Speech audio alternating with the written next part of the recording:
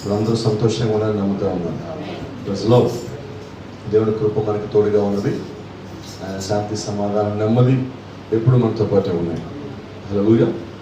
మరి గత వారం దేవుడు కొద్దిమందిని స్వస్థపరుచున్నాడు, కొద్దిమందికి కృపనిచ్చున్నాడు, కొద్దిమందిని బలపరుచున్నాడు. ఎందుకంటే ప్రతి దినము దేవుడు ఎక్కడో చోట ఒక కార్యం చేసే దేవుడిగానే ఉన్నాడు. హల్లెలూయా. అలాగే ప్రతి దినము దేవుడు ఏదో ఒక గృహాన్ని దర్శిస్తాను. అలాగే ప్రతి దినము దేవుడు ఎవరో ఒక హృదయంతో మాట్లాడతానే ఉన్నాడు. హల్లెలూయా. మరి దాన్ని గ్రహించగలిగిన వాళ్ళు దేవుడు ఒక కృప పొందుకొని ముందుకెళ్తూ ఉంటారు. దాన్ని గ్రహించలేని వాళ్ళు వెనకబడి జారిపోతూ ఉంటారు. అయితే దాన్ని తెలుసుకొని ముందుకెళ్లే వాళ్ళలో మనం కూడా ఉన్నాం. మరి దేవుని చిత్తమైనట్లయితే లేఖన భాగం తెరిచి మనం చదువుకుందాం. లూకా సువార్త 24వ అధ్యాయం. Luke Gospel chapter 24 verse 50 and 51. 50-51 వచనం. లూకా సువార్త 24వ అధ్యాయము. ఆయన బేతనియ వరకు వారిని తీసుకొని పోయి చేతులెత్తి వారిని ఆశీర్వదించెను. వారిని ఆశీర్వదించుచుండగా ఆయన వారిలో నుండి ప్రత్యేకింపబడి పరలోకమునకు ఆరోహణాయను. ఆమేన్. అలాగే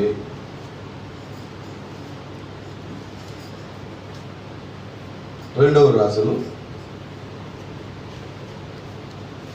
2వ అధ్యాయము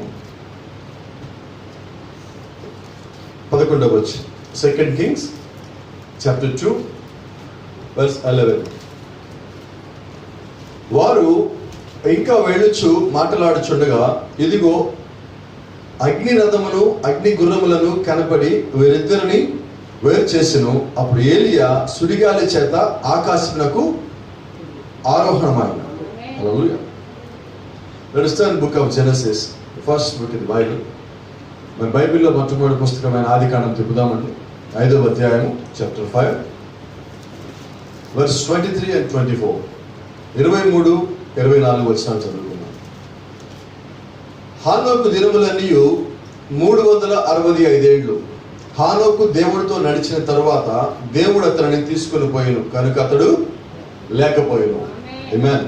May God add his best to the reading test. Praise the Lord. God bless you. దయచేసి అందరూ కూర్చుందాం.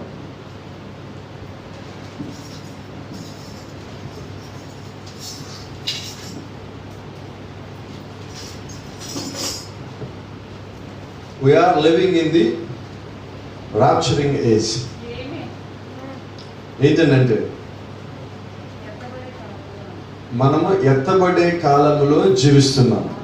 ఈరోజు మన అంశం అది. We are living in the rapturing age. ఎత్తబడే కాలములో మనం జీవిస్తా ఉన్నాం. హల్లెలూయా. Is not it grace? ఇది కృప కాదా? ఎందుకంటే మనం దేవుడిని అడగల. దేవుడు మనం ప్రేమించి మనల్ని ఈ కాలానికి పంపించి ఆయనే 7 వర్తమానికులు పంపించి మనల్ని సిద్ధపరిచాడు. కాబట్టి ఇప్పుడు దేవుడు చేసినది ఏంటంటే ఆయన మనకు కృపనిచ్చాడు. మనం కావాల్సింది ఆ కృపని కనుగొనటం. అయితే కృపని కనుగొనాలన్నా నీకు కృప కావాలి. If you want to find the grace, for that you need grace. ఆ కృపని నువ్వు కనుగోవాలన్నా దేవుడి యొక్క కృప నీకు కావాల్సిందే. ఈ రోజు ఇక్కడున్న మనము why we are so happy today. ఇక్కడున్న మనం ఈ దినం ఎందుకని సంతోషంగా ఉన్నామంటే మనము ఆ కృపని దేవుడి కృప వల్ల కనుగొన్నాం. Hallelujah. Otherwise we are not able to see the grace of God.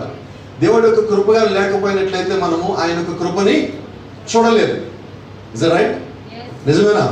హల్లెలూయా. కాబట్టి గమనించండి, ఇక్కడ మన ముందు 3 ఉదాహరణలు దేవుడు ఉంచుతా ఉన్నాడు. ఈ కాలపు ప్రవక్త ఒక మాట అంటాడు ఎప్పుడైనా, ఎందుకని దేవుడు మనకన్నా ముందు కొన్ని మాదిరిలను చూపించాడు. Why God has given some examples before us.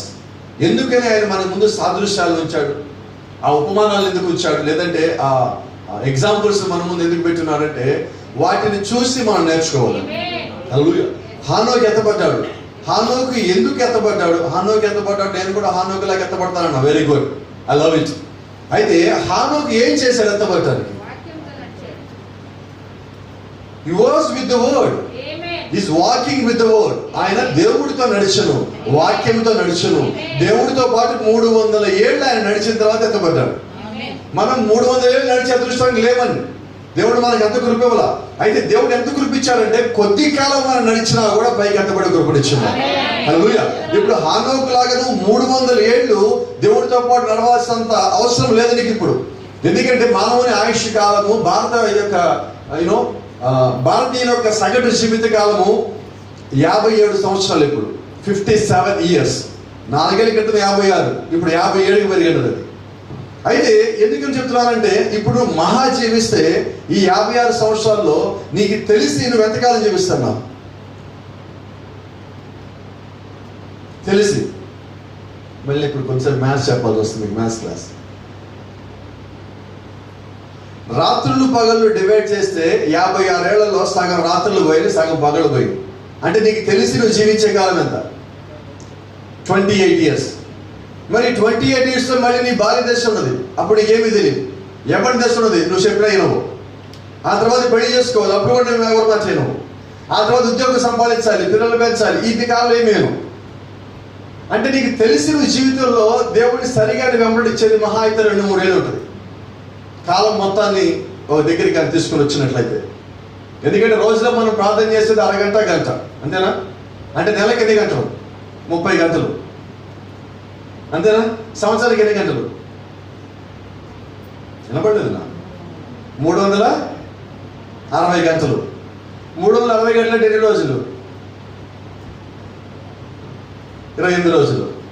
అంటే సంవత్సరం మొత్తంలో నువ్వు దేవుడితో గడుపుతున్నది 28 రోజులు, రైట్? అంటే 10 ఏళ్లలో నువ్వు గడిపే దేవుడితో ఎన్ని రోజులు? 280 రోజులు, అంతేనా? మరి ఈ రకంగా నువ్వు 56 ఏళ్ల జీవితంలో నువ్వు దేవుడితో ఎంత గడుపుతున్నావు? అర్థమవుతుందా? చాలా కొద్ది గడుపుతున్నావు. అయితే ఈ కొద్దిలోనే దేవుడి కృప నీ దగ్గర ఉన్నది. ఆ కొద్దిలో ఆ కృపను బట్టి నువ్వు హానోకంతగా ఆయన ఉదయం నుంచి సాయంకాలం దాకా దేవుడు ఇంక వేరేది లేదు. ఈరోజు మనం అలా ఉండలేము. ఉదయం లేవాలా, ఇంట్లో పనులు చేయాలి, బయటికి వెళ్ళాలా, సంపాదించాలా, సాయంకాలం ఇంటికి సంబంధించే తేవాలా. ఈ పనులన్నీ చేసే టైంలో నువ్వు ప్రార్థనలకు వచ్చేసరికి కలిసిపోతా ఉంటావు, దేవుడి దగ్గరికి వచ్చేసరికి కలిపి వస్తుంది. అయితే వాస్తవంగా నువ్వు ఇన్ని పనులు చేసినప్పుడు నువ్వు ఎక్కడ అలసిపోటలా.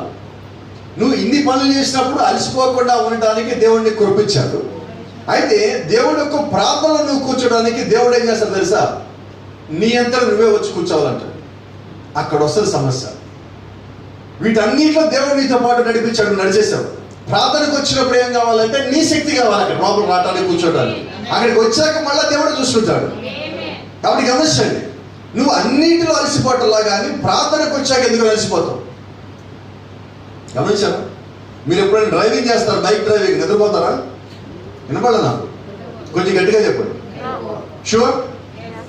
మరి అదేంటో తెలియదు, చర్చ్ కోసం ఎదురు వస్తుంది. వింటున్నారా? ఎందుకని ఈ మాటలు చెప్తారంటే కించపరచాలనో అవమానపరచాలి కాదండి. ఇది ప్రాముఖ్యమైనది అంట, ఇది ఇంపార్టెంట్. దీనికన్నా ప్రాముఖ్యమైన నీ జీవితంలో లేనే లేదు. కాబట్టి మనం ఏం చేయాలంటే చూడండి, ఒకసారి యేసుక్రీస్తు, ఇప్పుడు ఈ నిద్ర అనేది, ఈ నిద్ర దేవత అనేది ఇప్పుడు కాదండి, ఎప్పుడో వచ్చింది అది. యేసుక్రీస్తు కొండ మీదకి వెళ్ళినప్పుడు అక్కడ ఉన్న శిష్యులతో ఏం చెప్పాడు? ఉన్నారా? ఏం జరిగింది? మళ్ళా వచ్చి యేసుక్రీస్తు వాళ్ళు లేపి మెలకుగా ఉండండి, ప్రార్థన చేయండి అని చెప్పాడు. వీళ్ళు ఎలాగానే మళ్ళీ వాళ్ళు పడుకున్నారు. అంటే ఇది ఎక్కడి నుంచి? ఆ కొండ మీద నుంచి వచ్చింది. ఇది కూడా పరిశుద్ధాత్మ అక్కడి నుంచే వచ్చింది, నిద్ర దెయ్యం కూడా అక్కడి నుంచే వచ్చింది. అందుకని బైబిల్ చెప్తున్నది, నిద్రిస్తున్న కన్యకలు వేరు, ఎత్తబడే కన్యకలు వేరు. వీళ్ళు నిద్ర నుంచి మేలుకొని తట్టుకొని ప్రార్థించాలి, అది దేవుడి యొక్క కృప వల్ల. కాబట్టి ఆయన కృప లేకపోతే మనం ఏది పొందుకోలేము. ఆయన కృపతోనే సమస్తము సాధ్యమైంది. హల్లెలూయా. కాబట్టి దేవుడు ఈ కొద్ది కాలంలోనే నువ్వు నమ్మకంగా, యథార్థంగా, వాస్తవ వాక్యం ఏదైతే చెప్తా ఉన్నదో దాని ప్రకారం నువ్వు జీవిస్తా ఉన్నప్పుడు ఎత్తబాటు నిన్ను తప్పించుకోలేదు. హల్లెలూయా. గమనించారా? నేను ఎత్తబడతానో లేదో అని అనుమానం నుంచి నాకాగా ఇక ఎత్తబాటు ఇంకెవరికి వస్తుంది అనే విశ్వాసం నువ్వు కలిగి ఉంటాను. గర్వం కాదు, గర్వం కాదు. గర్వం అసలు రానియదు. నువ్వు బ్రైడ్కి ప్రైడ్ ఉండద్దు. ఏముండాలంటే ఎంతసేపు వినయం కలిగి ఉండాలి, దీనురాలై ఉండాలి. హల్లెలూయా. ఎస్తేర్ అక్కడి నుంచి నడుస్తామంటే ఎస్తేర్ చూసిన ఆమెను చూసి ఆగాగన్నాడు. ఎందుకు ఆగాగన్నాడంటే ఆమెను చూడగానే ఈమె ఖచ్చితంగా ఈ రాజ్యానికి రాణి అవుతుంది. ఆమె అంత దీనత్వంతో ఉన్నది. ఆమె ఎటువంటి అలంకరణ లేదు. ఆమె పరిపూర్ణమైన ఆ కాలానికి సంబంధించిన మొర్దెకై చేత చెప్పబడిన ప్రతి మాటకి ఆమె లోబడి జీవిస్తా ఉన్నది. ఈ కాలానికి మనకి ఒక మొర్దెకై ఉన్నాడు. Today we have another Mordecai. You know his name is Brother Branham. ఈ కాలం మనకున్న మొర్దెకై పేరు విలియం బ్రనహాం. మరి ఈ కాలపు ఎస్తేర్ పేరు తెలుసా? వధువు అయి ఉన్నది. ఈ కాలపు వధువు మనకి ఇవ్వబడిన మొర్దెకై చెప్పిన మాటల్ని ఆమె వినటమే కాదు, దాని ప్రకారంగా జీవిస్తా ఉన్నది. అలా జీవించిన వారిని చూడండి, ఎస్తేరు మొర్దెకై చెప్పిన మాట ప్రకారంగా జీవించిన కారణం చేత ఇప్పుడు ఆమె రాజు చూడగానే దేవుడి యొక్క కృప చేత రాజు చేత ఆమె ఎన్నుకోబడింది. రైట్? మరి మన రాజు ఈ కాలంలో మన రాజు ఎవరంటే ప్రభువైన యేసుక్రీస్తు. మన మొర్దెకై ఎవరంటే విలియం బ్రనహాం. విలియం బ్రనహాం ఏ వర్తమానం తెచ్చాడు అంటే it's not his own message but the message of God, but the message of grace. ఇది ఈ కాలపు వర్తమానం ఏంటంటే కృపా వర్తమానం అయి ఉన్నది. ఇది ఎవరికి ఇవ్వబడిందంటే కృపా కాలంలో జీవిస్తున్న ఆయన యొక్క ప్రజలకు ఈ వర్తమానం అందించబడింది. దేవుడు తన సేవకుడు ముందుగా పంపించి తన కొరకు తన వధువుని సిద్ధపరచడానికి ఆయనకి వర్తమానం ఇచ్చి మనకి బోధించాడు. So who is preparing us? Not by any messenger. ఏ వర్తమానికుడు మనం సిద్ధపరచలేదండి. Not by any pastor. ఏ ఒక్క సేవకుడు, ఏ ఒక్క మినిస్టర్ మన సిద్ధపరచల. మనల్ని సిద్ధపరిచింది ఎవరయ్యా అంటే, మనల్ని సిద్ధపరుస్తుంది ఎవరయ్యా అంటే ప్రభువైన యేసుక్రీస్తు మాత్రమే. కాబట్టి గమనించండి, don't say that William Branham message చదివిన తర్వాత నేను మారాను, ఆ మెసేజ్ నన్ను మార్చినదండి. ఆ మెసేజ్ లో దేవుడి కృప నిన్ను మార్చింది. ఎందుకంటే ఆ మెసేజ్ బ్రనహాంది కాదండి. ఆ మెసేజ్ దేవుడు బ్రనహాం ద్వారా మనకు పంపించాడు. Branham is nothing but is just like a post man. You know that? ఇప్పుడు ఆయన ఎవరంటే ఒక పోస్ట్ మ్యాన్ అని చూడు. మరి ఇప్పుడు మీ సేవకుడు ఎవరు? Post man. ఇద్దరు పోస్ట్ మ్యాన్ అంతే. నీకు 1000 రూపాయలు మందిరాడు వచ్చింది, రైట్? పోస్ట్ మ్యాన్కి అందిస్తారు. ఇస్తారా? మేమెవరు? అయితే ఆ లెటర్లో ఆ డబ్బులు పంపించినప్పుడు పంపించడానికి పేరు ఉంటుంది. There you can find the name of sender. ఆ సెండర్ పేరు మీరు చూసాక ఆ సెండర్కి మీరు థ్యాంక్స్ చెప్తారు. Not to postman. Praise the lord. Postman duty ఏంటంటే అతను ఉద్యోగం చేస్తున్నాడు, జీతం తీస్తున్నాడు కాబట్టి ఆ లెటర్ తీసుకొచ్చి నీకు ఇన్ టైంలో ఇవ్వాలి, రైట్? ఈ రోజు మా పని కూడా ఏంటంటే దేవుడు మాకు ఇచ్చిన వర్తమానాన్ని మీకు ఇన్ టైంలో ఇవ్వాలి. ఆ సమయం లోపల మీకు అందించాలి. ఎత్తబాటు అయిపోయాక మీకు వర్తమానం ఇవ్వడం వల్ల ప్రయోజనం ఏది లేదు. హల్లెలూయా. కాబట్టి గమనించండి, మరి ఇక సందర్భం వచ్చింది కాబట్టి చెప్తా ఉన్నా. ఈరోజు there you can see so many dogmas in this message. ఈరోజు మానవ కల్పితమైన సిద్ధాంతాలు వర్తమానం అనేకం ఉన్నాయి. ఎక్కడికి వెళ్ళినా మీకు కనిపిస్తుంది. ఫేస్బుక్లో ఇవే గొడవలు, వాట్సాప్ గ్రూపుల్లో ఇవే గొడవలు, యూట్యూబ్లో ఇవే గొడవలు, డిబేట్లు. ఏంటయ్యా డిబేట్ ఎందుకంటే ఒకటేమో ఎత్తబాటు అయిపోయింది అంటారు. ఇందాక మీరు చెప్పారు, ఎత్తబాటు అయిపోయిన తర్వాత ఎత్తబాటు గురించి చెప్పడంలో ప్రయోజనం ఉన్నదా? ఎత్తబాటు కన్నా ముందు ఎత్తబాటు మెసేజ్ చెప్పాలి. ఇదా రైట్? చాలా మంది అంటున్నారు మహానుభావులు, నువ్వు గొప్పవాళ్ళు, జ్ఞానవంతులు, మరి వాళ్ళతో పోటీ పడలేదు. నాకన్నా బాగా చదువుకున్న మేధావులు వాళ్ళందరూ. మరి వాళ్ళందరూ 1963లో న్యాయం వచ్చినప్పుడు ఎత్తబాటు అయిపోయింది సార్ అంటున్నారు. వాళ్ళు ఏం చేద్దాం? మరి ఈ కాలపు ప్రవక్త ఎత్తబాటు అనే వర్తమానం చెప్పింది 65 డిసెంబర్లో. 65 డిసెంబర్లో అయినా ఎత్తబాటు అనే వర్తమానం చెప్తే 63లో ఎత్తబాటు అలాగైపోతుంది.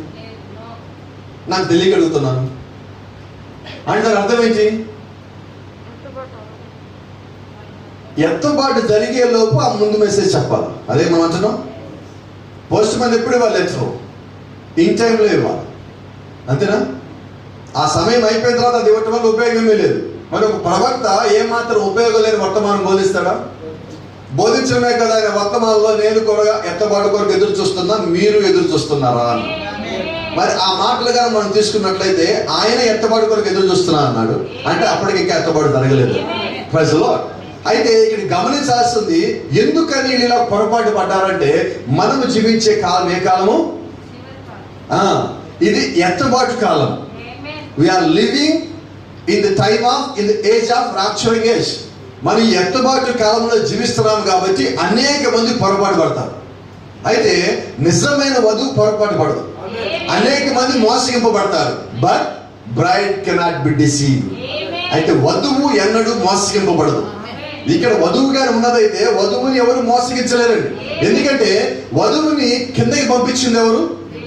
వధువుని సిద్ధపరచడానికి వర్తమానికులు పంపించింది ఎవరు? వధువుకి కృపనిచ్చింది ఎవరు?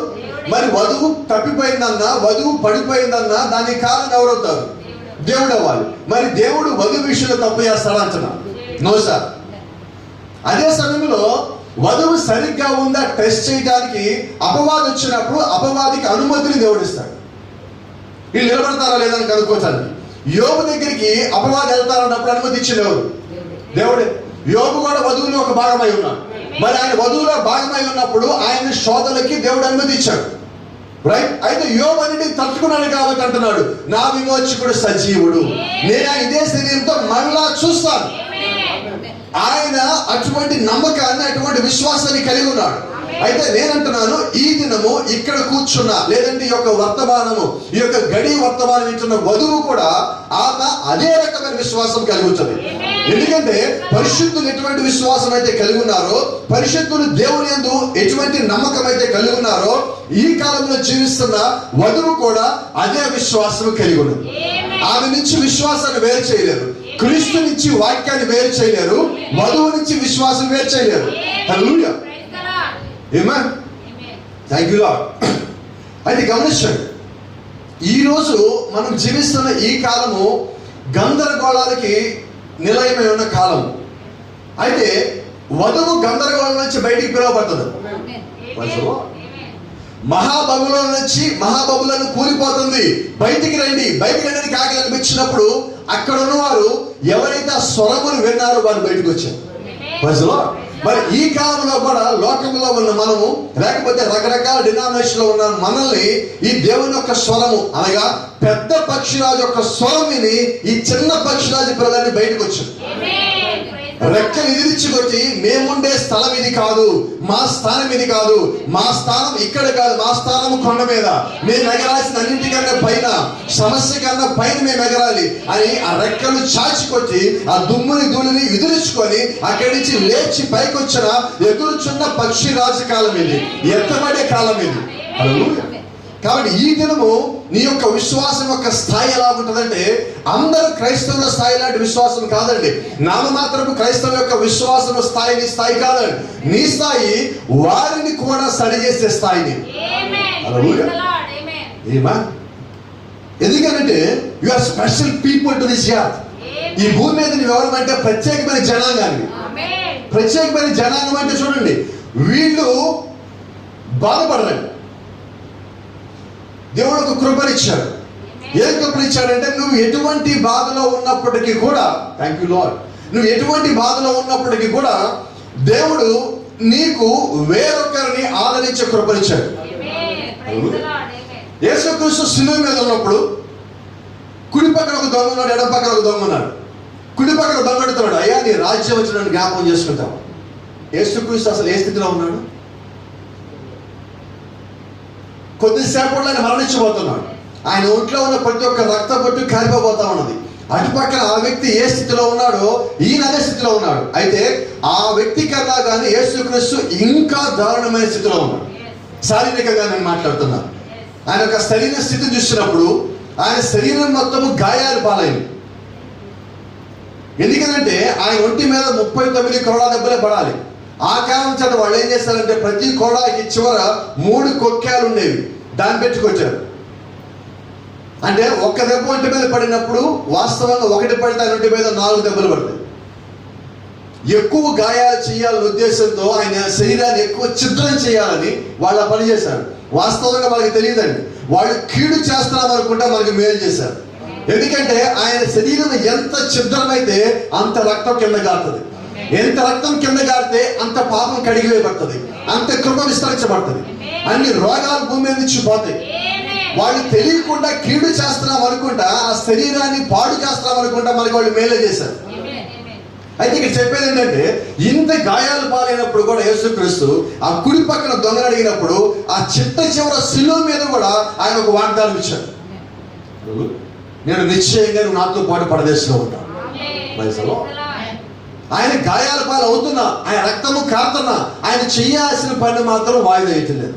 అలా ఈరోజు మన పరిస్థితి ఏంటి? మన ఇంట్లో బాగోకపోతే వినపడలేదా? ఏం మానేస్తాం? ఇవన్నీ తింటా మానేస్తావా? నువ్వు సార్. మొబైల్ చుట్టూ మానేస్తావా? నువ్వు సార్. ఏదైనా మానేయాలంటే ఫస్ట్ మనం తీసుకున్న నేను చర్చికి రాను. అయితే మీకు చాలా మందికి తెలియాల్సింది ఏంటంటే, ఇది హాస్పిటల్. ఇది ఇక్కడ దేవుడి సేవకులు డాక్టర్లు కాదండి, దేవుడు డాక్టర్. మేమంతా చిన్న చిన్న కాంపౌండర్లు ఆయన దగ్గర కరెక్ట్గా మాట్లాడినట్లు. పేషెంట్ని డాక్టర్ దగ్గర తీసుకెళ్ళే కాంపౌండర్లు కరెక్ట్గా మాట్లాడి సరిగ్గా చదువు లేనోడు అన్నట్టు. మా పని ఇది. ఆయన పని ఏంటంటే, ఒక బెల్లు కొట్టగానే కాంపౌండర్ నెక్స్ట్ పేషెంట్ తీసుకుని లోపల రావాలా. మా పరిస్థితి కూడా అదే. ఆయన ఎప్పుడు బెల్లు కొడితే అప్పుడు విశ్వాసం తీసుకొచ్చి ఆయన ముందు వెళ్ళి పెట్టాలి. అయ్యేది వెళ్ళి సమస్య ఉంది, ఈ శోధన ఉంది, ఇబ్బంది ఉంది, గాయం ఉంది, మానసిక వ్యాధి ఉంది, ఆర్థిక పరిస్థితి ఉన్నది, ఇదిగో ఈ కుటుంబంలో ఇబ్బంది కలిగి ఉన్నారు అని ఆయన ముందు పెట్టినప్పుడు ఆయన తగు రీతిగా మనకి మెడిసిన్ ఇస్తారు. ప్రవక్త భాష మాట్లాడేటైతే హీ విల్ గివ్ గాస్పెల్స్. ఇప్పుడు ఆయన ఏం చేస్తారు? సువార్త బిడ్డలు మనకి వేసినప్పుడు మనం స్వస్థత పొందుకుంటున్నాం. హల్లెలూయా. ఇదంతా ఎలా దొరుకుతుందంటే, దేవుడికి మనకి మధ్యలోనే ఇది జరుగుతూ ఉన్నది. నేను అంటాను, బైబిల్ చెప్తున్న మాట మీకు మళ్ళీ జ్ఞాపకం చేస్తాను. There is no man between you and God. You must keep remember in mind and heart. నీ హృదయంలో, నీ మనసులో నువ్వు గుర్తుంచుకోవాల్సిన మాట కూడా చెప్తున్నా. నీకు దేవుడికి మధ్యలో ఏ నరుడు లేడు. హల్లెలూయా. ఒకవేళ ఎవరన్నా అలాగ ఉన్నారు అంటే ఆ ఉన్నది ఒకడు ప్రభువైన యేసుక్రీస్తు మాత్రమే. హల్లెలూయా. కాబట్టి ఈ రోజు మనం ప్రార్థన చేసేది ఎవరికైతే? ప్రభువైన యేసుక్రీస్తుకే. ఎందుకంటే ఆయనే నరుడిగా మన మధ్యలోకి వచ్చాడు, ఆయనే దేవుడిగా మనకున్నాడు, ఆయనే మన తరపున వాదించే న్యాయవాది అయి ఉన్నాడు, ఆయనే మన తరపున తీర్పు తీర్చే న్యాయమూర్తి అయి ఉన్నాడు. So is all to us. ఆయనే మనకి సమస్తమై ఉన్నాడు. Praise the lord. దేవుడు నామానికి మహిమ ఘనత ప్రభావం కలుగును గాక. గమనించండి, ఇప్పుడు మనం బైబిల్లో తీసుకున్నప్పుడు ఇక్కడ 3 ఉదాహరణలు మన ముందు ఉన్నాయి. మొట్టమొదటిది, యేసుక్రీస్తు ఆయన కొండ మీద బండ మీద నిలబడి అక్కడి నుంచే పరలోకానికి ఆరోహణమైంది. అలాగే ఎలీషా మాట్లాడుకుంటూ వెళ్తా ఉన్నప్పుడు వారు ఇంకను మాట్లాడుతూ ఉండగానే ఆకాశం నుంచి అగ్ని రథములను అగ్ని గుర్రములు వచ్చి వారిద్దరు వేరు చేసి ఏలియాని తీసుకుని సుడిగాలి చేత పైకి ఆరోహణమైంది. హల్లెలూయా. ఇక్కడ యేసుక్రీస్తు ఆ బండ మీద నిలబడి పైకి ఆరోహణమయ్యాడు. ఇక్కడ ఏలియా అగ్ని రథముల చేత పైకి ఆరోహణమయ్యాడు. అక్కడ 300 ఏళ్ళు హానోకు దేవుడితో నడిచిన కారణం చేత ఈయన పైకి వెళ్ళి ఉన్నాడు. ఇవన్నీ మన ముందు కనిపిస్తున్నాయి. ఎందుకని కనిపిస్తున్నాయి అంటే, యేసుక్రీస్తు ఒక మాట చెప్పాడు, నేను పై నుండి వచ్చాను కాబట్టి తిరిగి పైకి వెళ్తాను. మనం ఎక్కడి నుంచి వచ్చాం? అరిషో ఏదో డౌట్ గా ఉన్నారు. నాకైతే డౌట్ ఏమి లేదు. Praise the lord. నువ్వు ఎక్కడి నుంచి వచ్చావో కానీ నీకు జ్ఞాపకం కానీ వచ్చినట్లయితే నువ్వు తిరిగి అక్కడికి వెళ్తావు. జ్ఞాపకం రాకుండా ఆత్మీయమైన మతిమరుపు రావచ్చు. Maybe you will have some kind of spiritual amnesia. But when the word stucks your heart, అయితే ఎప్పుడైతే దేవుడి యొక్క వాక్యం నీ హృదయాన్ని గట్టిగా కొట్టిందో ఆ ఆత్మీయమైన పొరలో రాలి పడిపోతా ఉంటాయి. అది ఎప్పుడైతే రాలి పడిపోయినాయో అప్పుడు నీ జీవితం నీకు తెలుస్తుంది. గమనించండి, మనం ప్రార్థనలో ఏడవటం కాదండి, ప్రార్థనలో కన్నీరు కాల్చడం కాదండి. దేవుడు నీతో మాట్లాడినప్పుడు నీ హృదయం కన్నీరు కాలుస్తుంది, నీ మనసు కన్నీరు కాలుస్తుంది. అది నీ కళ్ళకి తెలియదండి, నిన్ను చూసే వాళ్ళకి తెలియదండి. అయితే ఈ భూమి మీద కాకుండా పరలోకం నుంచి నువ్వు చూసానికి మాత్రమే నీ హృదయం కాల్చే కన్నీరు తెలుస్తుంది. చుట్టుపక్కల వాళ్ళకి అర్థం కాకపోవచ్చు. ప్రజలు సమయాల తల్లి మీ జ్ఞాపకం ఉండదా? ఎవరండి? ఎలా గడుస్తున్నది?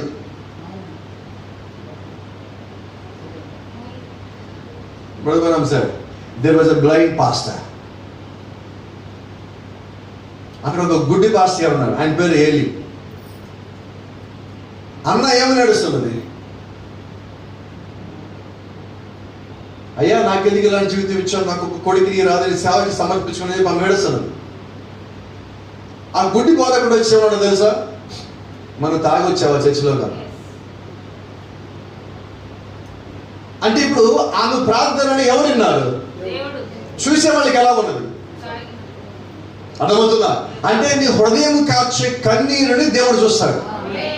లోకమంతా నీ తప్పుగా అనుకోవచ్చు, వాళ్ళని వేరే విధంగా అనుకోవచ్చు, అయితే దేవుడు నీ హృదయాన్ని సూటిగా చూస్తా ఉన్నాడు. హల్లెలూయా. ఎందుకంటే ఆయనకి నీ హృదయానికి మధ్యలో ఏ గడ్డు లేదండి. నీ హృదయంలో ఉన్న ఆలోచనలు ఆయనకి తెలుసు, నువ్వు కాచే కన్నీరు ఆయనకి తెలియదు. చాలా మంది బయటికి కనబడరండి, లోపల చాలా ఒక రకమైన వేదన, ఒక రకమైన దుఃఖం, ఒక రకమైన బాధ కలిగి ఉంటారు. అయితే నేను మాట మీకు ధైర్యంగా చెప్పగలను, యేసుక్రీస్తు తరపున ఆ మాట మీకు చెప్తున్నా, ఖచ్చితంగా మీ హృదయంలో ఉన్న బాధని ఆయన చూస్తానే ఉన్నాడు. ఇంకో సంగతి మీకు చెప్పనా, ఆయన చూస్తా ఊరుకోడు, ఖచ్చితంగా ఆ సమస్యని తీర్చే దేవుడు ఆయన ఉన్నాడు. అయితే నువ్వు విశ్వాసం కలిగి ఉండాలి. You must have that kind of faith. నువ్వు ఆ రకమైన విశ్వాసం కలిగి ఉన్నప్పుడు ఖచ్చితంగా క్రీస్తు నిన్ను చూస్తున్నాడు, క్రీస్తు ఈ కార్యం చేస్తాడు అనే విశ్వాసం నువ్వు కలిగి ఉండాలి. No matter what happens, the grace of God is with you. ఏది ఏమైనప్పటికీ కూడా దేవుడి యొక్క కృప నీతో పాటు ఉన్నది. But the problem is you can't see the grace of God. అయితే సమస్య ఏంటంటే దేవుడి యొక్క కృప నీకు కనబడుతుందో చూడలేదు. ఆ కృప నీకు ఎప్పుడు కనిపిస్తుందో తెలుసా? ఆ కార్యం జరిగిన తరువాత. అప్పుడు మాత్రం ఇది ఎవరో చేయలాగానే దేవుడే చేశాడు. ఆ మాట నీతో దేవుడే అనిపిస్తున్నాడు, నువ్వు అంటలేదు ఆ మాట. ఈరోజు ఇక్కడికి వచ్చి మనం ఎందుకు సాక్ష్యాలు చెప్తున్నామంటే ఆ సాక్ష్యము చెప్పాలని ప్రేరేపణ కూడా దేవుడే నీకు ఇచ్చాడు. హల్లెలూయా. ఆ కార్యం చేసిన దేవుడే, ఈ కార్యం నేనే చేశాను, నువ్వు వెళ్ళి నిలబడి అక్కడి నుంచి చెప్పు, ఇదే రకమైన సమస్య బలపోతున్న ఇంకొకళ్ళు నీ సాక్ష్యం వల్ల బలపడాలని దేవుడు మనం చెప్తా ఉన్నాడు. హల్లెలూయా. ఎందుకు మన సాక్ష్యాలు చెప్తున్నాం? పిచ్చెక్కి మన సాక్ష్యాలు చెప్పడం లేదండి. Sorry to say that. We are not mad to share our testimonies. ఎందుకని మనం సాక్ష్యాలు చెప్తున్నామంటే క్రీస్తు నాకు ఈ కార్యము చేస్తున్నాడు. హల్లెలూయా. దేవుని నామానికి మహిమ కలుగును గాక. మీకు అదే సమయంలో కేవలం సాక్ష్యం చెప్పడం మాత్రమే కాదు, నువ్వు అదే రకమైన జీవితాన్ని కూడా జీవించవలసి ఉన్నావు. నువ్వు ఇంకా బాగా జీవించాలి. సాక్ష్యము చెప్పని వ్యక్తి కన్నా, లేదంటే సాక్ష్యము కలిగి లేని వ్యక్తి కన్నా కూడా, అంటే సాక్ష్యం వారి జీవితంలో జరగకుండా ఉన్న వారి విశ్వాసం కన్నా కూడా నీ విశ్వాసం డబల్ ఉండాలి. ఎందుకని? ఆల్రెడీ నువ్వు ఆ సాక్ష్యం యొక్క రుచి చూస్తున్నావు.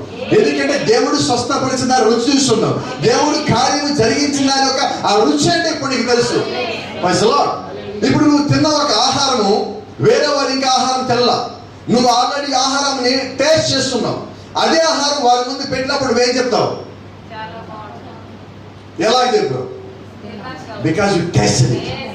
నువ్వు దేవుడి యొక్క కృపను రుచి చూస్తున్నావు. అప్పుడు నువ్వేం చేస్తావు? ఎవరైనా సమస్యలో సోదరులు అంటే, no brother, there is no need to worry, sister, no need to worry, you know why, the grace is with you, you will have definitely taste the grace of God. సహోదరుడు బాధపడద్దు, సహోదరుడు బాధపడద్దు, ఎందుకంటే నువ్వు ఇప్పుడు బాధలో ఉన్నావు కాబట్టి ఒక దినమున ఆ కృపని నువ్వు రుచి చూస్తావు. What kind of words though God. ఎటువంటి మాటలండి అవి? మన విశ్వాసాన్ని అమాంతంగా పెంచే మాటలండి. హల్లెలూయా. దేవుని నామానికి మహిమ కలుగును గాక. అది ఇక్కడ ఒక మాట చెప్పాలి. ఈరోజు దేవుడి కృప భూమి మీద నువ్వు ఉన్నంత వరకు అది పనిచేస్తుంది. సో దేవుడి కృప ఇవ్వబడింది నీకు ఇక్కడ వరకే. అంటే దేవుడి కృప ఈ శరీరంలో, ఈ మట్టి నుంచి వచ్చిన శరీరంలో, ఈ ఆత్మ లోపల ఉన్నంత వరకే ఆయన కృప నీ మీద పనిచేస్తుంది. రైట్? ఒకవేళ ఈ యొక్క దేహము రోజులు గడిచిపోయి ఇది ఒక సమాధి స్థితిలోకి ఆయన చేరినట్లయితే అక్కడ దేవుడి కృప పనిచేస్తుందా? Sorry sir, it won't work there. పనిచేయదు. అంటే దేవుడి కృప నీ మీద నువ్వు జీవించినంత కాలం పనిచేస్తుంది. రైట్? మరణించే లోపు జీవించింది మొదలుకొని, నీకు జ్ఞానం వచ్చింది మొదలుకొని నీకు అర్థమవుతున్నది. నీ జ్ఞానం పొందుకోవడానికైనా ముందు నుంచే, అంటే నువ్వు ఒక రోజులో బాలుడిగా ఉన్నప్పుడే దేవుడి యొక్క కృప నీతో పాటు ఉంది. ఎందుకని అంటున్నానంటే తల్లి గర్భంలోంచి బిడ్డ క్షేమంగా బయటికి రావాలంటే కృప కావాలి. తల్లి గర్భంలోకి బిడ్డ రావాలంటేనే కృప కావాలి. బిడ్డ సక్రమంగా లోపల ఎదగాలంటేనే కృప కావాలి. సక్రమంగా బయటికి రావాలంటే కృప కావాలి. వాక్యం అర్థం కావాలంటే కృప కావాలి. దేవుని నామానికి మహిమ కలుగును గాక. అయితే గమనించండి, ఈ భూమి మీద మనం ఉన్నప్పుడు ఆయన కృప మనకు పనిచేస్తుంది. అయితే చాలా మంది ఏం చేస్తారంటే ఈ కాల ప్రవక్తలు వచ్చగా వాళ్ళు బైబిల్లో నుంచి చిన్న పీలికలు తీసుకొని అదే పట్టుకొని తిరుగుతూ ఉన్నారు అన్నాడు. మరి బైబిల్ అంతా ఏం చేశారు? ఈ పుస్తకం అంతా ఎవరిది? నాది. ఎవరిదని ఈ పుస్తకం? ఆ బైబిల్ ఎవరైనా కొనవచ్చు, నీకు ఎవరైనా ఇవ్వచ్చు. అయితే బైబిల్లో రాయబడిన ప్రతి లేఖన భాగము నీది, నాదై ఉన్నది. ఆ వాక్యాన్ని నమ్మి వెంబడించే వాళ్ళై ఉన్నది. అయితే అది కొద్దిగా నమ్ముతా ఉన్నారు. చాలా మంది చూడండి, కొద్దిమంది భాషల దగ్గర ఆగిపోయారు, కొద్దిమంది దర్శనాల దగ్గర ఆగిపోయారు, కొద్దిమంది ఆ యొక్క వరముల దగ్గర ఆగిపోయి ఉన్నారు. అయితే నిజమైన వధువు వీటన్నిటిని పొందుకొని దాటుకొని వచ్చాం. అవి వదిలిపెట్టి రాలేదండి. వధువు అన్ని తీసుకొని ముందుకు వెళ్తాను. ఎందుకంటే ఆమె ఈ వరములని కాదు పట్టుకున్నది, ఈ వరములు ఇచ్చే ఆయన దగ్గరికి వెళ్తాను. ఈరోజు చూస్తున్నాం మనం కట్టోట్లు కనిపిస్తారు. ఎవరు? పాస్టర్ గారు.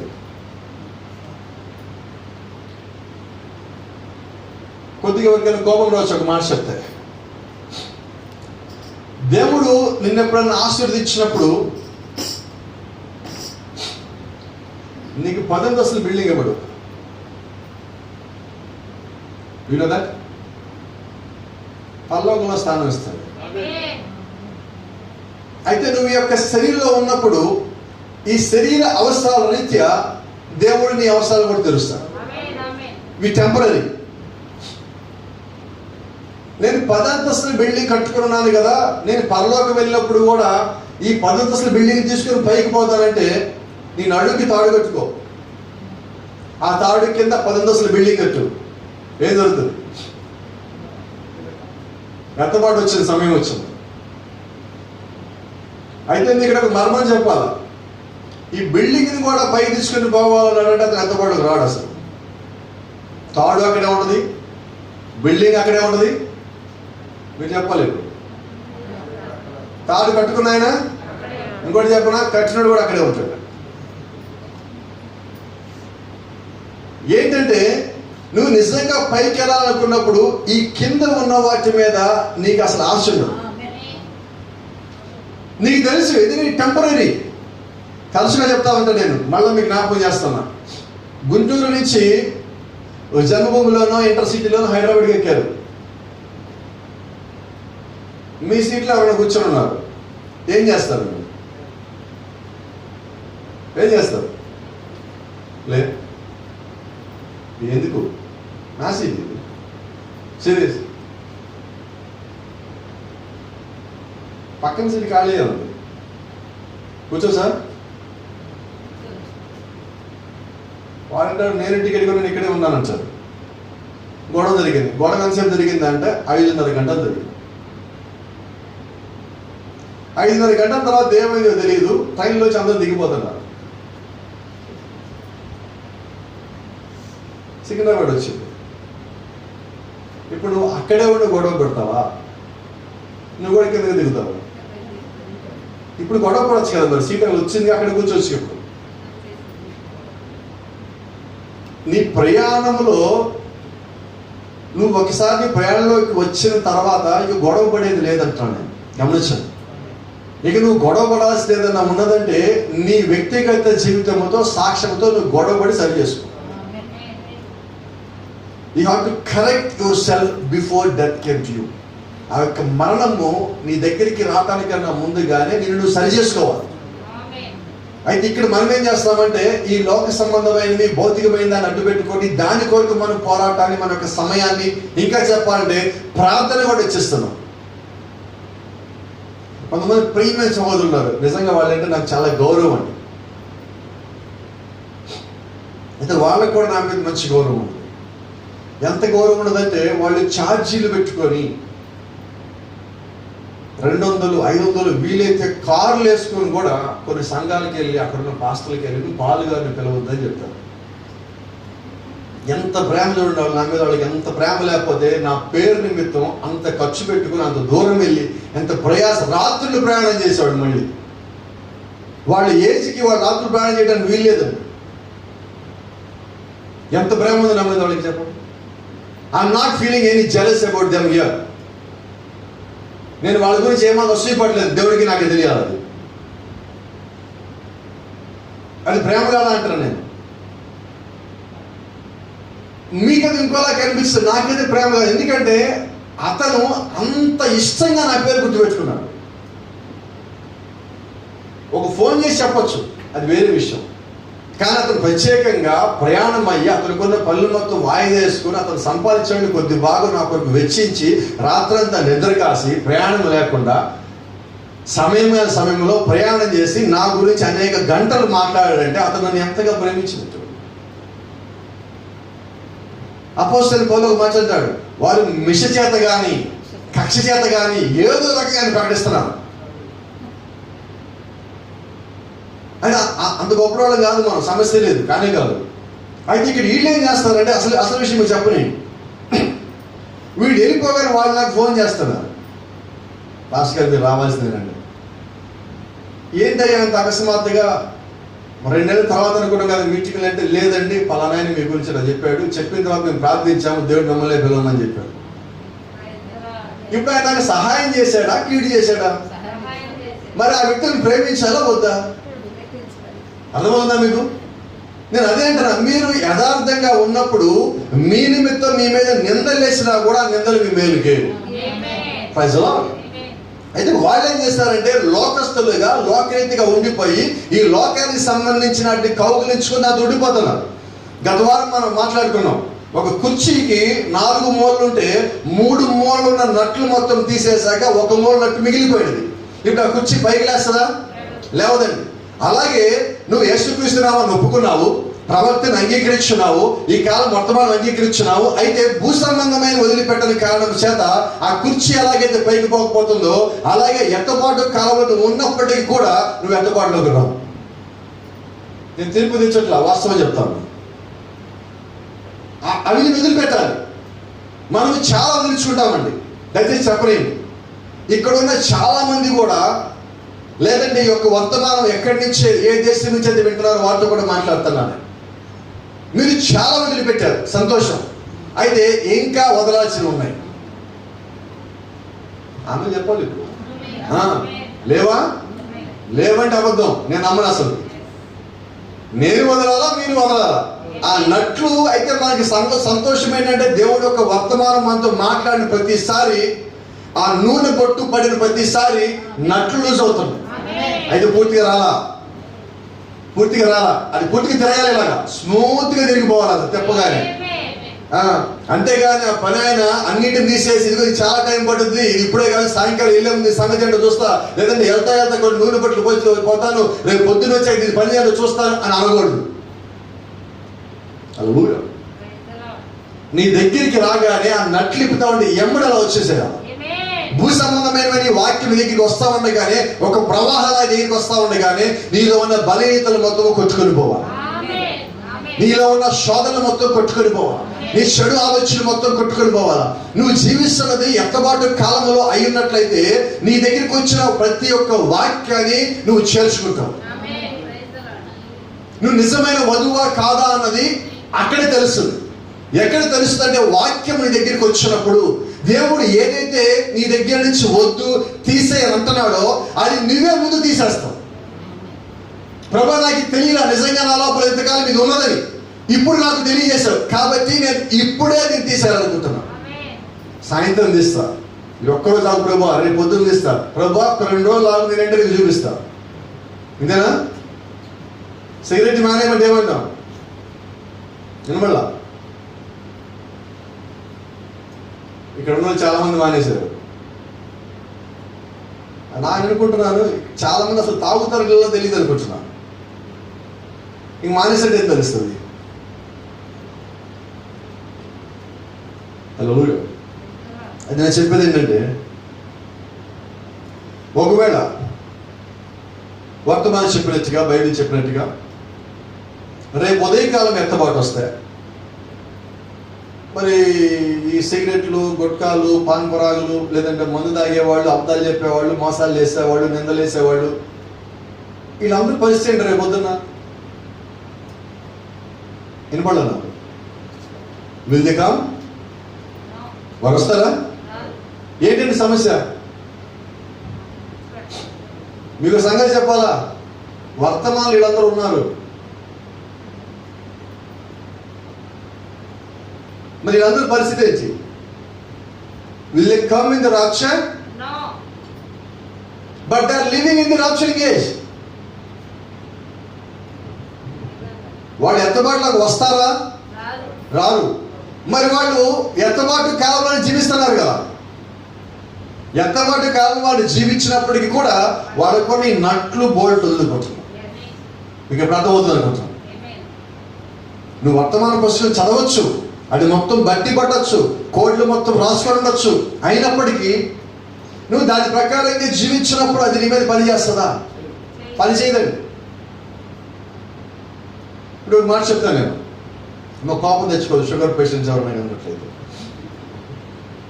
షుగర్ పేషెంట్స్ షుగర్ మెడిసిన్ వాడతా డైలీ ఒక అరకేజీ షుగర్ తింటున్నారనుకుందాం. విల్ ఇట్ కంట్రోల్ అవుతుందా? ఏం చేయాలి? నువ్వు మెడిసిన్ వాడుతున్నావు అంటేనే నీ ఒంట్లో ఉన్న తేడా వచ్చిందని. ఇప్పుడు నువ్వేం చేయాలి? కంట్రోల్ చేసుకుంటామండి మనం. నేను అలాగే అంటున్నా, నీకు నీ శరీరంలో ఒక బలహీనత ఉందని తెలిసినప్పుడు, అదే సమయంలో ఎత్తబడుతుందని తెలిసినప్పుడు, ఎత్తబడి నిమిత్తము వీటన్నిటిని వదులుకుంటా, తగ్గించుకుంటా, మానుకుంటా వచ్చినప్పుడు రాగలుగుతావు.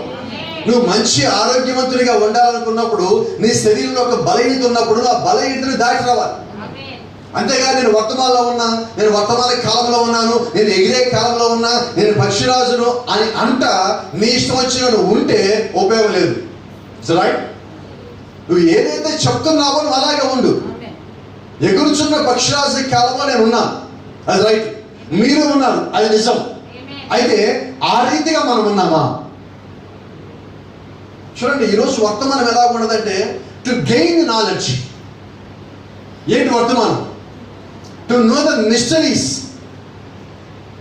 ఈరోజు వర్తమానం దేని కొరకంటే నేను జ్ఞానం సంపాదించుకోవాలండి.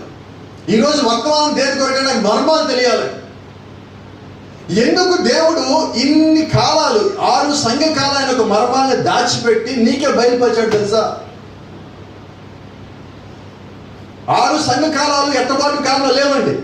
7వ సంఘ కాలం మాత్రమే ఎత్తబాటు కాలం అయింది.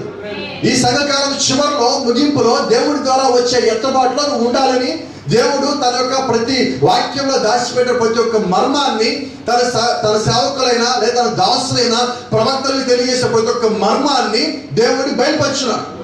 For that there is a purpose. ఆయన ఎందుకు అలా చేశారంటే దాని వెనకాల ఒక ఉద్దేశం ఉన్నది. To strengthen his bride. ఆయన యొక్క వధువుని బలపరిచే నిమిత్తము దేవుడు సమస్తాన్ని బయలుపరిచాడు. అన్ని బయలుపరచబడిన తర్వాత, వధువు దాన్ని పొందుకున్న తర్వాత, ఇప్పుడు వధువు ఏం చేస్తాను? She will practice the word. ఇప్పుడు ఆ ఒక విన్న వాక్యాన్ని ఆయన యొక్క జీవితంలో ప్రయత్నిస్తూ ఉంటుంది చేయడానికి. హల్లెలూయా. కాబట్టి ఈరోజు మనమేమై ఉన్నామంటే వాక్యం వినేవారిగా కాదండి. ఈరోజు వర్తమానంలో ఉన్నవాడు వాక్యాన్ని చాలా బాగా వింటారు. రైట్? అయితే చాలా బాగా వినేవాళ్ళలో చాలా బాగా జీవించేవాళ్ళు ఎంతమంది? That was the question. It's a $1 million question. You know that? అది ఒక కోట్ల విలువైన ఒక ప్రశ్న. ఎంతగా లేకపోతే దేవుడు ఒక మాట అంటాడు, నేను అపొస్తలులు పోలనుకుంటాడు. ఆయన తిరిగి వచ్చినప్పుడు భూమి మీద విశ్వాసము కనుగొనునా? అది ఒక క్వశ్చన్ మార్క్, అంటే ఒక డౌట్. అది అంటే అసలు భూమి మీద ఆయన తిరిగి వచ్చే సమయానికి ఈ రకంగా జీవిస్తున్నారు కాబట్టి అసలు విశ్వాసం అది ఉంటుందా? Yes sir, because there is bride. ఎందుకనే విశ్వాసం ఉంటుందని గట్టిగా చెప్పగలుగుతున్నానంటే, ప్రతి కాలంలో కూడా దేవుడు ఒక వధువు ఉన్నది. 7 సంఘ కాలంలో అక్కడ ఉన్న ఆ నల్లటి వృత్తాల్లో కొద్దిగా తెలుపు ఉన్నది. ఆ తెలుపు ఎవరంటే పరిశుద్ధులు. పరిశుద్ధులు ఏం కలిగి ఉంటారంటే దేవుడు ఒక కృపతో పాటు ఈ భూమి మీద జీవిస్తున్నప్పటికీ విశ్వాసం కలిగి ఉంటారు. So there must be a fight. కాబట్టి అక్కడ తప్పనిసరిగా విశ్వాసం ఉన్నది. ఎత్తబడే కాలంలో మనం ఉన్నామంటే, ఎత్తబడాలంటే మొట్టమొదటి నీకు భూమి మీద విశ్వాసం ఉండాలి. ఈ విశ్వాసమే ఎత్తబడే విశ్వాసంగా మారాలి. So there must faith. అక్కడ తప్పనిసరిగా విశ్వాసం ఉండాలి. హల్లెలూయా. నువ్వు ఎత్తబడాలనుకున్నప్పుడు సమస్తం నువ్వు కలిగి ఉంటున్నావు. గొప్ప గొప్ప జ్ఞానం కలిగి ఉంటున్నావు, గొప్ప గొప్ప వర్తమాన పుస్తకాలు కలిగి ఉంటున్నావు, గొప్ప గొప్ప వ్యక్తులతో నువ్వు పరిచయాలు కలిగి ఉంటున్నావు. అయితే ఇట్ వోంట్ వర్క్. అది పని చేయదని. ఏం పని చేస్తుంది? నువ్వు ఎంతైతే కలిగి ఉన్నావో అంతలోనే విశ్వాసంగా ఉండు. హానోకులాగా నువ్వు 300 ఏళ్ళు ఇప్పుడు నడవలేవు. నీకున్నది 56, నీ ఎవరు ప్రయాణిస్తే 16, అంటే మిగిలింది 40. ఈ 40లో చివరిలో నువ్వేమి చేయలేవు. మధ్యలో నేను ఉద్యోగం అంటే పెళ్ళి అంటే పిల్లల మధ్యలో ఏమి చేయలేవు. అంటే నీకున్నది చాలా కొద్ది కాలం, అంటే నీకున్నది కొద్ది సమయం. ఈ కొద్ది సమయాన్ని నువ్వేం చేయాలంటే సద్వినియోగం చేసుకోవాలి. Utilise it in a proper way, in a proper manner. అది సరైన విధంగా నీ యొక్క కొద్ది సమయాన్ని నువ్వు ఉపయోగించుకోవాల్సి ఉన్నది. ఎందుకని ఉపయోగించుకోవాలి? ఆ కొద్దిలో నువ్వు యథార్థంగా జీవించినప్పుడు చాలా గొప్పదాన్ని పొందుకోబోతావు. ఎందుకని నీకున్న కొద్దిని దేవుళ్ళు పూర్తిగా పెట్టబెట్టున్నానంటే ఈ కొద్దిలో నుంచే దేవుడు నిన్ను ఎత్తబడలో తీసుకెళ్తాను. ఎందుకని చెప్తున్నానంటే ఈ కొద్దిగా నువ్వు కలిగి ఉన్నది ఎక్కడంటే ఈ ఎత్తబడే కాలంలో నువ్వు కలిగి ఉన్నావు. ఎత్తబడే కాలంలో ఎంత కొద్దిగా కలిగి ఉన్నప్పటికీ దాంట్లో నువ్వు యథార్థంగా జీవించినప్పుడు ఖచ్చితంగా దేవుడు నీకు ఇచ్చిన స్థానంలో వచ్చి నిలబడతావు. అయితే అదే సమయం తెలుసుకోవాల్సినది, కాలం మారుతా ఉన్నది, కాలం స్పీడ్ అయినది. రైట్?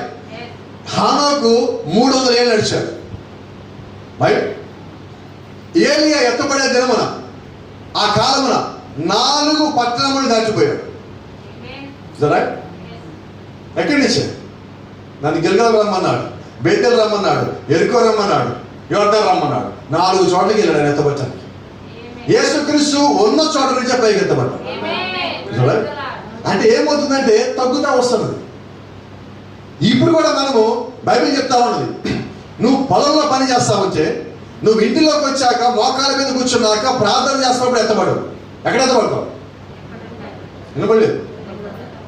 నువ్వు ప్రయాణంలో ఉన్నావు, వినపడలేదు. వచ్చిన మాట సందర్భం వచ్చింది కాబట్టి విజయవాడ నుంచి బదులు వస్తున్నారు. ఎన్ని గంటలకు బయలుదేరుతారు మీరు? విజయవాడ ఎన్ని గంటలకు బయలుదేరుతున్నారు? 7 అవుతుంది. ఎత్తబడే సమయం ఎప్పుడు? ఒకవేళ ఎత్తబడే సమయం కానీ వచ్చినట్లయితే మీరు ఆ సమయంలో ఆటోలో ప్రయాణం చేస్తారు రావడానికి, బండి మీద ప్రయాణం చేస్తారు రావడానికి, మీరు ఇంటి దగ్గర నుంచి బయలుదేరి రావడానికి.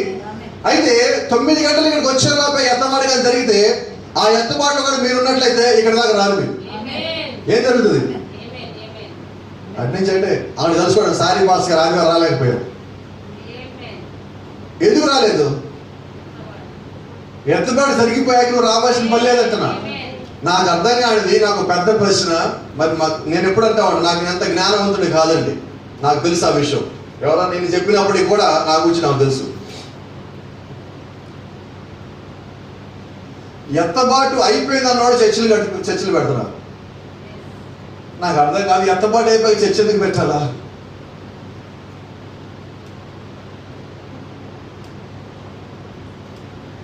What is the need to construct a church after rapture? Is there any need? No need. అది నువ్వు ఎందుకు బోధిస్తున్నావు? ఎత్తబాటు కోసం. ఎత్తబాటు అయిపోయిందన్నాక నువ్వు ఎందుకు బోధించాలి? ఒక ఆయన అంటాడు, ఎత్తబాటు అయిపోయింది నీకు తెలియట్లా, నీకు చెప్పడానికి నేను చర్చి పెట్టానంట. నేను అడుగుతున్నాను, మీరు రైలు వెళ్తున్నారు, మీకు ఎవరైనా చెప్పాలా రైలు వెళ్తున్నామని? మీరు విమానం వెళ్తారు, మీకు ఎవరైనా చెప్పాలా? మీరు అక్కడి నుంచి ఇక్కడ బండి మీద వస్తారు, మీకు ఎవరు చెప్పాలి బండి వెళ్తున్నామని? మీరు ఇద్దరు వెళ్తారండి, జెస్సీ బ్రదరును లేదా సిస్టర్ బండి మీద వస్తున్నారు. అక్కడి నుంచి వెనకాల నుంచి ఎవరో వచ్చి మీ దగ్గర హార్న్ కొట్టారు. మీరు అడిగారు ఏంటి అన్నారు. మీరిద్దరు బండి మీద వెళ్తున్నారు తెలుసా? ఏమంటారు? ఈయన నీకు ఇప్పుడు తెలుసు, మాకు ఇంట్లో బయలుదేరినప్పుడు తెలుసు అంటే అర్థమైందా? దాని అర్థం ఏంటి? మీరు బండి మీద వెళ్తుంటే పక్కన కూడా హార్న్ కూడా కొయ్యి అని హార్న్ కొట్టి మీకు వచ్చి చెప్పాలా మీరు ఎత్తపడతాం లేదు, బండి మీద వెళ్తున్నామని. ఎత్తపడలో నీకు చెప్పాలా? బైబిల్ ఏమంటున్నది? పొలం పొల్లో ఉన్నాడు, పొలంలోంచి పైకి పోతాడు. ఎత్తపడలు ఎక్కడికి పోతారంట? పైకేనా? ఇద్దరు రాత్రి నిద్రపోతే భార్య భర్త మంచంలో ఒకరు కనపడకుండా పొద్దున పైకి వెళ్ళిపోయాడు. ఇప్పుడు పైకి వెళ్ళిపోయిన కిందకి పిలిచి చర్చిలో కూర్చోబెట్టి మీరు బోధిస్తున్నారా? ఇంకొక దుర్మార్గం కూడా ఉన్నాడు, ఆ మాట అనొచ్చాడు, అతను అర్హుడు. ఎత్తబాటు అయిపోయినాడు కిందకు వచ్చి కింద వాళ్ళ కళ్ళల్లో కళ్ళు పెట్టి చూస్తే వీళ్ళు ఎత్తపడతారు. 3వ వేలు చూడండి, తెలుసా 3వ వేలు ఏమొస్తుందో? కరోనా కళ్ళకళ్ళలో వస్తుంది. అలా కళ్ళ కళ్ళు పెట్టి చూస్తే ఏమొస్తుంది? ఇప్పుడు కళ్ళకళ్ళకి కాదు, కరోనా వస్తుంది. ఇది ఎక్కడన్నా బైబిల్లో ఉన్నదా? ఎత్తబడిన తర్వాత ఆ వ్యక్తి కిందకు వచ్చి కళ్ళలో కళ్ళు పెట్టి, అవరాం గారు కళ్ళు పెద్ద చేయండి, వచ్చి మీ కళ్ళలో చూస్తా మీరు కూడా ఎత్తబడతారంటారా? నాకు తెలియకడుగుతా, మీరు ఎత్తబడిన తర్వాత కిందకు వచ్చి మీ బంధుమిత్రులతో మాట్లాడతారా? ఏమనుకో మాకని చెప్పకుండా వెళ్ళాను, ఆ రోజు అర్జెంట్గా ఆయన పిలిచాడు వెళ్ళిపోయారు కాబట్టి మళ్ళీ కొద్దిగా పర్మిషన్ అడిగి కిందకు వచ్చాను అంటారా? నాకు తెలియకడుగుతాడు, నాకు అంత జ్ఞానవంతుడు కాదండి, జ్ఞానం లేదు. ఎత్తబడ్డాడు మళ్ళీ కిందకు వస్తాడా? మరి ప్రవక్త దగ్గర వర్తమానం అలా చెప్తున్నాడు, 4వ అధ్యాయంలో పైకి వెళ్ళినవాడు 19వ అధ్యాయంలో వస్తానంటున్నాడు.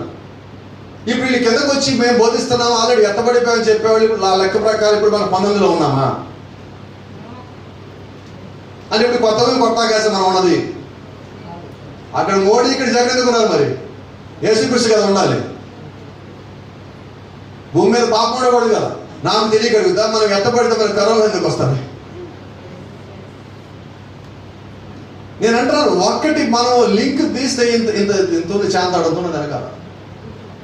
ప్రవక్త చెప్పలేదు మనకెందుకు? నీకు ప్రవక్త కన్నా మర్మం ఎక్కువ తెలుసా అంటే అంటే తెలియదు. ఎందుకంటే ఇది ప్రవక్త మర్మం కాదండి, దేవుడు ప్రవక్తకి ఇచ్చి మనకి తెలియజేయమని మర్మం. మరి ఆయనే 65లో ఎత్తబాటు కన్నా ఎదురు చూస్తానని చెప్పినప్పుడు నువ్వు నేను చేయాలా? చూడటమే. ఎప్పుడు దాకా? మనం నడుస్తూ ఉన్నప్పుడు, ప్రయాణంలో ఉన్నప్పుడు, పనిలో ఉన్నప్పుడు, పడుతూ ఉన్నప్పుడు మన శరీరం మనకు తెలియకుండా కింద నుంచి అలా పైకి వెళ్తా ఉంటుంది. అప్పటి వరకు, అప్పుడు దాకా. అప్పుడు నీకు ఎవరైనా చెప్పాలా? మీరు చిన్నగా ఇలా పైకి లేస్తున్నారు, ఎవరో వచ్చి నీ చేయి పట్టుకుని కట్టి లేపి నువ్వు పైకి వెళ్తున్నావు తెలుసా? ఏమంటాడు? నేను ఆల్రెడీ దాన్ని అనుభూతి చెందుతున్నా కాబట్టి నాకు తెలుసు. అయితే మీరు ఒక మాట చెప్పండి, నేను పైకి వెళ్తా సహోదరుడు, మరి నువ్వెందుకు కింద ఉన్నావు? ఎత్తబడిపోయామని అదే మనం అడుగుతాను, నువ్వు ఎందుకున్నావు సహోదరుడు అంట. నీకు అర్థం కాలేదు, నీ ప్రత్యక్షత లేదు. నిజమే లేదు, నీ ప్రత్యక్షత నాకు లేదు. ఏదో ఉన్నదంటే దేవుడు ఇచ్చింది ఉన్నది, ఆయన కృపించాడు, దాన్ని బట్టి ఆ ప్రత్యక్ష ఉన్నది. కాబట్టి ఈ కాలంలో మోసపురిచే ఆత్మలు ఎక్కువ ఉంటాయి. అకార్డింగ్ టు Matthew 24:24, మత్తయి సువార్త 24:24 ప్రకారంగా మోసపరిచే ఆత్మలు తిరుగుతున్నాయి. ఎవరి దగ్గర తిరుగుతుందో తెలుసా? ఇది డినామినేషన్ చుట్టూ తిరగవు, ఒక తాగుపోతానికి కాదు తిరగవు, గుట్కాలు పాన్పరాగాలు వేసుకునే చుట్టూ తిరగవు, అబద్ధాలు మోసాలు చేసేవాడి చుట్టూ తిరగదు, ఒక దొంగ చుట్టూ, ఒక హంతకుడి చుట్టూ, ఒక మోసగాడి చుట్టూ తిరగవు, కానీ ఏర్పరచబడిన వారి దగ్గరికి పోతాయి. నేను ఒక మాట అంట, ఈ ఎత్తబాటు అయిపోయింది అన్నవాడు ఎవడు కూడా డినామినేషన్ దగ్గర పోయి ఎత్తబాటు అయిపోయిందని చెప్పడు. అసలు వింటారు ఈ మాటలు? నువ్వేంటి నీ ఎత్తబడి ముందు పక్కకు పో అంటాడు, నువ్వెందుకున్నావు ముందు అంటాడు, సమాధానం ఏం లేదు. ఇది ఎవరి దగ్గరికి వస్తారంటే దేవుడి చేత ఏర్పరచబడిన ప్రజలు ఎవరైతే ఉన్నారో, వాక్యంలో బలంగా ఎవరైతే ముందుకు వెళ్తా ఉన్నారో వాళ్ళని ఎలాగైనా లాగాలి. దాన్ని బట్టి నిజంగా సంతోషించడం మీరు, ఎందుకంటే వాడు లాగిన కొద్ది మీ బలం ఏంటో తెలుస్తుంది. వాడు లాగాల, అప్పుడే మనం బలం తెలియాల. దేవుడు మిమ్మల్ని లాగడానికి అనుమతి ఇచ్చాడన్నప్పుడు మీ బలాన్ని కూడా దేవుడు టెస్టింగ్ పర్మిషన్ ఇస్తాడు. వాడు ఆ పని చేసినప్పుడు మీరు, మీలో ఉన్న బలము, మీలో ఉన్న వాక్యము, దేవుడి యొక్క కృప అన్ని పనిచేయడం ప్రారంభిస్తాయి. అన్ని కలిసి సమస్తం సమకూడి వినబడలేదా? మేలు కొరకే. మీలో వాడు అవన్నీ తీసుకొచ్చినప్పుడు మీలో ఉన్నది పనిచేస్తుంది. ఎప్పుడు ఈ కాలం ప్రభుత్వం మాట్లాడతాడు, నీలో ఉన్న వరము ఎప్పుడు పనిచేస్తుందంటే ఆ వరము టచ్ చేసేవాడు ఒకటి దగ్గర రావాలి. చెప్పమంటారా? యేసుక్రీస్తు పెద్ద గుంపులు వెళ్తున్నప్పుడు ఆయన వస్త్రపు చెంగును ముట్టితే చాలు నేను స్వస్థత పొందుకున్నాను ఒక కారణం వచ్చి ఆయన ముట్టుకున్నప్పుడు ఆయనలో వరం పనిచేస్తుంది. రైట్? అలాగే నీలో కూడా దేవుని యొక్క వాక్యము, దేవుని యొక్క జ్ఞానము, వాక్యం యొక్క ప్రత్యక్షత, దేవుడి యొక్క కృప నీలో ఉన్నప్పుడు అవి ఎప్పుడైతే పనిచేయవు. రైట్? ఎవరికంటే వాళ్ళ దగ్గరికి నువ్వు వెళ్ళి వర్తమానం చెప్పలేవు. దేవుడు నీకు ప్రేరేపిస్తే తప్ప నువ్వు వర్తమానం చెప్పలేవు. నువ్వు దేవుడిని నమ్ముకో, నువ్వు చర్చికి రా, ఈ కాలానికి వర్తమానం ఉన్నది అని నువ్వు చెప్పగలుగుతావు. అయితే వాళ్ళతో మాట్లాడుతున్నప్పుడు దేవుడు నీకు లోపల అనుమతిస్తూ ఉంటాడు. ఇది చెప్పు, ఇది చెప్పు, ఇది చెప్పు. అప్పుడు ఆ మాటలు చెప్పినప్పుడు అది పనిచేస్తాయి. అంతేగాని ఎవరో చెప్పని తెలియని వ్యక్తి దగ్గరికి వెళ్ళి, రైట్ ఒక మాట చెప్తా, ఒక హిందువు దగ్గరికి వెళ్ళారు, మీరు మాట్లాడుతున్నారు, మీకు స్నేహితుడు, అతను ఎప్పుడో నేను చర్చికి వెళ్దాం అనుకుంటున్నాను అన్నాడు. మీరు అతనితో వెళ్ళి మాట్లాడుతున్నప్పుడు ఏకంగా ఈ కాలానికి ఒక ప్రవక్త ఉన్నాడు, ఆయన పేరు విలియం బ్రన్హామ్, ఆయన 7వ సంఖ్యాల ప్రవక్త, ఆయన నమ్ముకుంటే నువ్వు ఎత్తపడతా ఉంటే ఎలా ఉంటుంది? ఏమైంది? గుడ్డు పగిలిపోయింది. ఆమ్లెట్ కాదు, కోడి పిల్ల కాదు. ఎవరు బలం పెట్టారు? వినబడలేదు. అంటే సువార్తను నువ్వు ఎలాగ బోధించాలో తెలుసా? దేవుడి నుంచి పర్మిషన్ పొందుకొని నువ్వు బోధించాలి. అప్పుడు ప్రతి గుడ్డు పిల్ల అవుతుంది. ఎందుకంటే నువ్వు పొందుకుని ఎవరి నుంచి? గుడ్డు పిల్లవాడిని దేవుడు పర్మిషన్ కావాలి. ఒక స్త్రీ గర్భవతి కావాలి, దేవుడు పర్మిషన్ కావాలి. ఒక సంఘంలో ఒక విశ్వాస వాళ్ళు దేవుడికి పర్మిషన్ కావాలి. ఒక విశ్వాస వధువుగా మారాలంటే దేవుడు ఒక పర్మిషన్ కావాలి. వధువులో ఉన్న వ్యక్తి ఎత్తమనాలంటే దేవుడు ఒక పర్మిషన్ కావాల్సింది. ప్రతి దానికి దేవుడు ఒక అనుమతి కావాల్సింది. అయితే నేను అనేది ఏంటంటే అన్నిటిలో కూడా నీ విశ్వాసం యొక్క స్థాయి దినదినము పెరగాలి. అయితే కొంతమంది నేను చెప్పినట్టుగా బాప్టిజం దగ్గర ఆగిపోయారు. కొంతమంది యేసుక్రీస్తు నామాన్ని అంగీకరిస్తామని అక్కడ ఆగిపోయారు. కొంతమంది మేము ఆయన ప్రవక్తగా ఒప్పుకోము, వర్తమానం మాత్రం అయిచేది.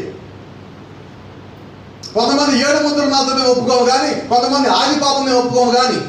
నీ కానీలు ఎవరికి కావాలి?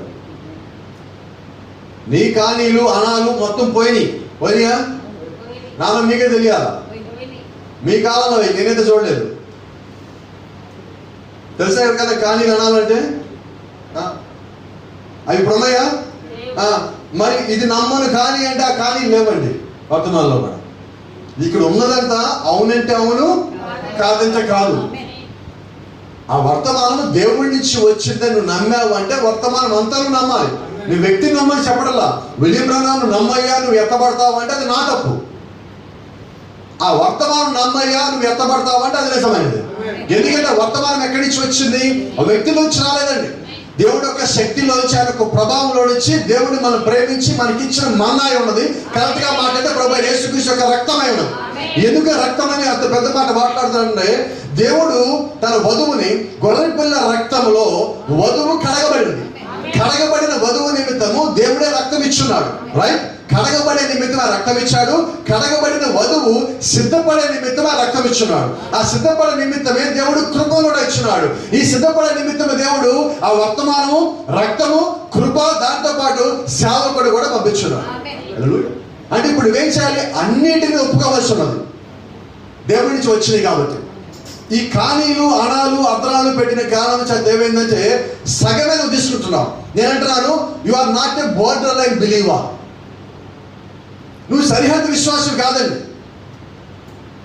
ఒకరోజు నీకు బాగోకపోతే వర్తమానం అంటావు, అంతా బాగుంటే డినామినేషన్ అంటావు. ఇదేంటిది? నాకు కుదరలేదు బాస్ గారు. రైట్. అదే విశ్వాసం ఎత్తబాటు దాన్ని కూడా కలిగి ఉంది. ఎందుకమ్మా నువ్వు ఎత్తబాటుకు పోలేదంటే ఏమన్నా? కుదరలేదు బాస్ గారు. అంతేనా?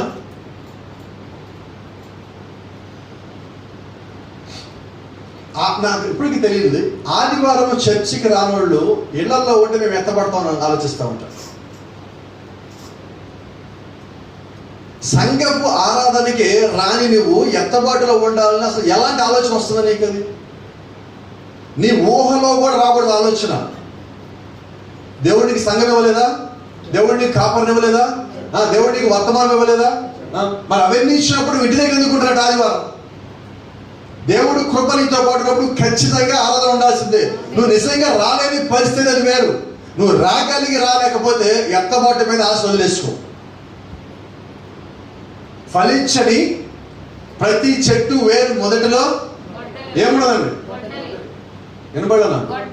బట్టలు ఉందా? వెన్న ఉన్నదా? వినపడలేదు సార్.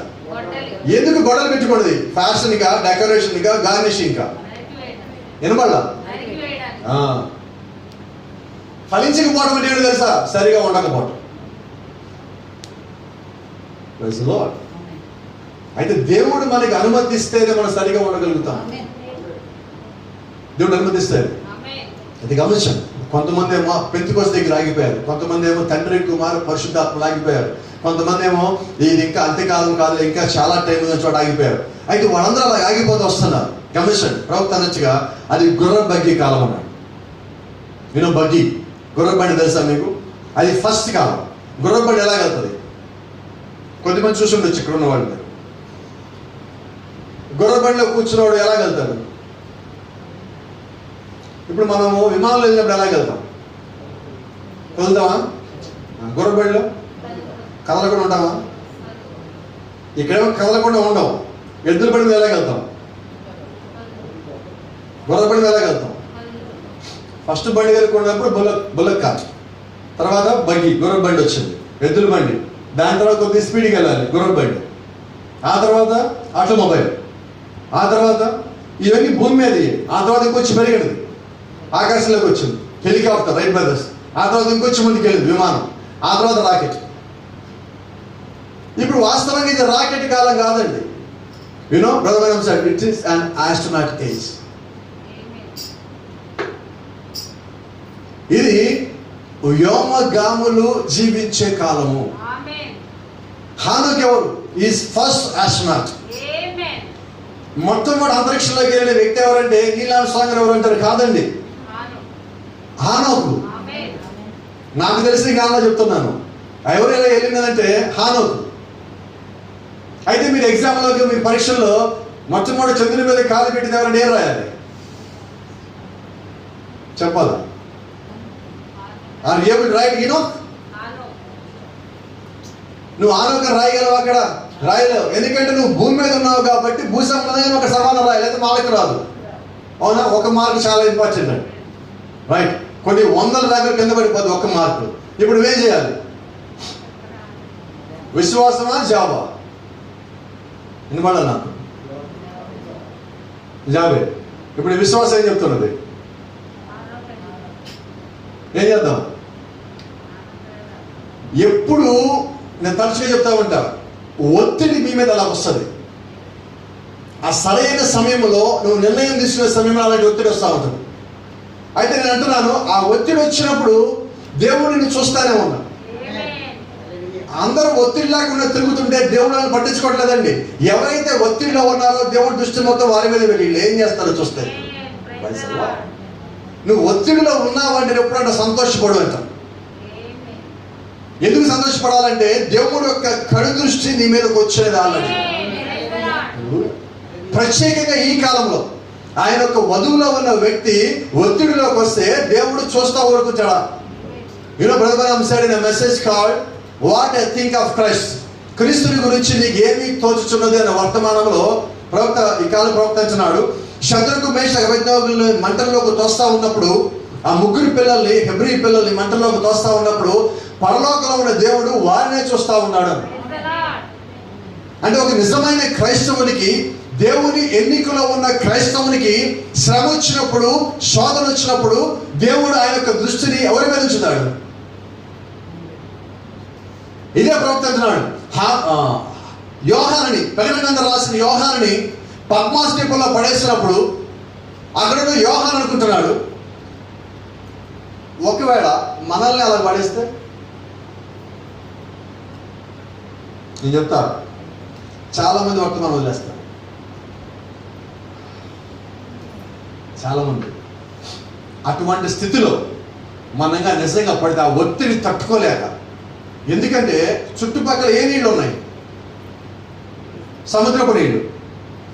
30 మైళ్ళు సముద్రం లోపల తీసుకెళ్ళి అక్కడ 26-30 మైళ్ళు ఉన్న ఒక దీవులు వీళ్ళు పడేసి వచ్చారు. వీళ్ళు నీళ్లు తాగాలంటే ఏ నీళ్ళు తాగాలి? వాటర్ ప్యూరిఫైర్ లేవు అక్కడ. ఉప్పు నీళ్ళని మంచినీటిగా మార్చేవి ఏమీ లేవు. ఏ నీళ్ళు తాగాలి? రోజు ఉప్పు నీళ్ళు తాగితే ఏమందో తెలుసా? రోనాలా కొంచెం వైద్య శాఖకి సంబంధించిన వాళ్ళు లెవెల్ పాడవుతుంది. బైబిల్ చెప్తుంది యోహాను అక్కడ 4 ఏళ్ళు ఉన్నాడు, లెవెల్ పాడవు. హల్లెలూయా. బైబిల్ మొత్తములో అపోస్తలుడు మొత్తము 11 మంది హతసాక్షులైతే 12వ వాడు యోహాను మాత్రమే వృద్ధాప్యములో, నిండు వృద్ధాప్యంలో సహజ మరణం పొందాడు. పద్మాసు నుంచి ఆయన బయటకు వచ్చి మళ్ళీ ప్రసంగాలు కూడా చేశాడు. ఏంటంటే దేవుడు కృప అండి. నిజమైన క్రైస్తవుడికి శ్రమ వచ్చినప్పుడు, శోధన వచ్చినప్పుడు దేవుడు చూస్తూ ఉంటాడు. ఇప్పుడు యోహాను అక్కడ పడేసిన తర్వాత నన్నేంటి దేవుడు ఎలా చేశాడు అనుకోలేదండి. యోబు ఏమనుకున్నాడో ఈయన అదే అనుకుంటున్నాడు. నిజమైన విశ్వాసం ఏమనుకుంటున్నాడో ఈయన అదే అనుకుంటున్నాడు. ఎందుకు ఆయన ఏమనుకున్నాడు అంటే, దేవుడు నన్ను ఇక్కడ పడేసినప్పటికీ కూడా ఇంకా నేను బ్రతికి ఉన్నాను అంటే, లేదంటే ఆయన ఇంకా నన్ను బ్రతికి ఉంచాడంటే నాతో ఆయనకి ఇంకా ఏదో పని ఉన్నది. ఆ పని అయ్యేంత వరకు నాకు ఏది కాదు. Nothing will happen to you until the plan of God fulfils in your life. మీ యొక్క జీవితంలో దేవుడు యొక్క ఉద్దేశము, ఆయన యొక్క ప్రణాళిక నెరవేరేంత వరకు ఏమీ అవ్వదు. హల్లెలూయా. ఇప్పుడు అక్కడ ఉన్న యోహాను ఏం చేయాలంటే, మనందరి నిమిత్తము 7 సంఘకాలాలకి ఉత్తరాలు రాయాల్సింది ఆయనే. రైట్? ప్రకటన రాయాల్సింది ఆయనే. 7 ముద్రల గురించి రాయాల్సింది ఆయనే. ఉరుముల గురించి రాయాల్సింది ఆయనే. 7 పాత్రల గురించి రాయాల్సింది ఆయనే. 7 ఆత్మల గురించి రాయాల్సింది ఆయనే. 7 వర్తమానికుల గురించి రాయాల్సింది ఆయనే. 7 నక్షత్రముల గురించి రాయాల్సింది ఆయనే. వధువు యొక్క ఎత్తబడి గురించి రాయాల్సింది ఆయనే. వధువు యొక్క వివాహం గురించి రాయాల్సింది ఆయనే. సాతాను అగాధంలో పడదోసిన గురించి రాయాల్సింది ఆయనే. అక్కడి నుంచి వాడు విడిపించిన గురించి రాయాల్సింది ఆయనే. గోగు మాగోగు యుద్ధం వరకు మొత్తం ఆయన రాయాల్సింది. మనకి తెలియాలంటే, వధువుకి తెలియాలంటే ఒక ఆయన అక్కడ బాధించబడుతున్నాడు. మీ కుటుంబంలో ఎవరైనా ఒకడు అటువంటి ఒత్తిడిలో ఉండి బాధించబడతారంటే అర్థం ఏంటి? మీ ద్వారా దేవుడు అనేక మందికి వర్తమానం తెలియజేయాలని కోరుకుంటా ఉన్నాడు. Thank you lord. అంటే దేవుడు మిమ్మల్ని వదిలిపెట్టాలా. ఆ ఒత్తిడి నువ్వు తట్టుకున్నప్పుడు నువ్వు కలిగిన అనుభవము, నువ్వు దేవుడి మీద ఉంచిన విశ్వాసము నిన్ను ఇంకా విశ్వాసంగా మారుస్తుంది, నిన్ను ఇంకా శక్తివంతంగా మారుస్తుంది, నిన్ను ఇంకా పరిపూర్ణంగా చేస్తుంది. దేవుడిని అలాగే చెక్కుతా ఉన్నా.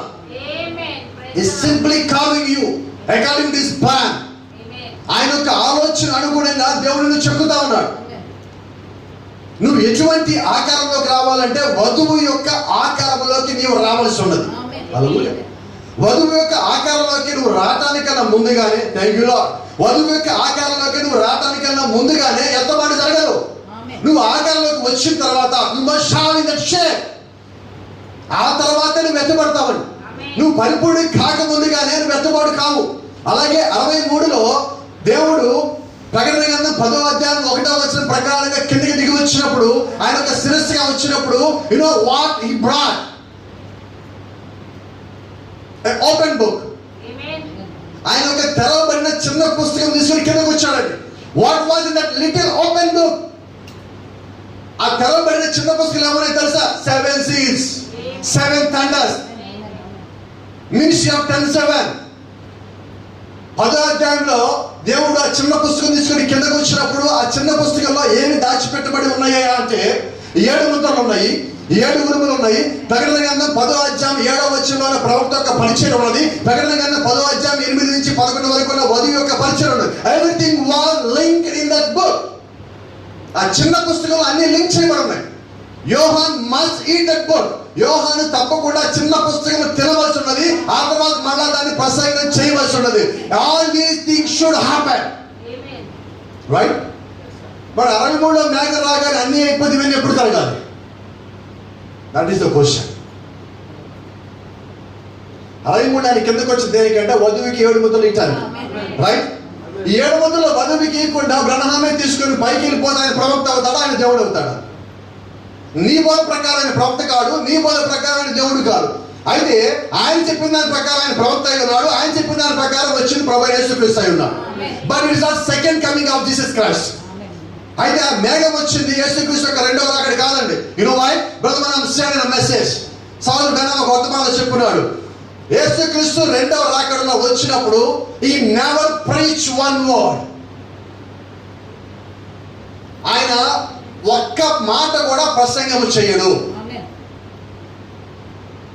ఎత్తబాటుకి తీసుకెళ్ళిపోవడానికి వచ్చిన దేవుడు పుస్తకం ఇచ్చేందుకు అందరూ బోధించమంటాడు.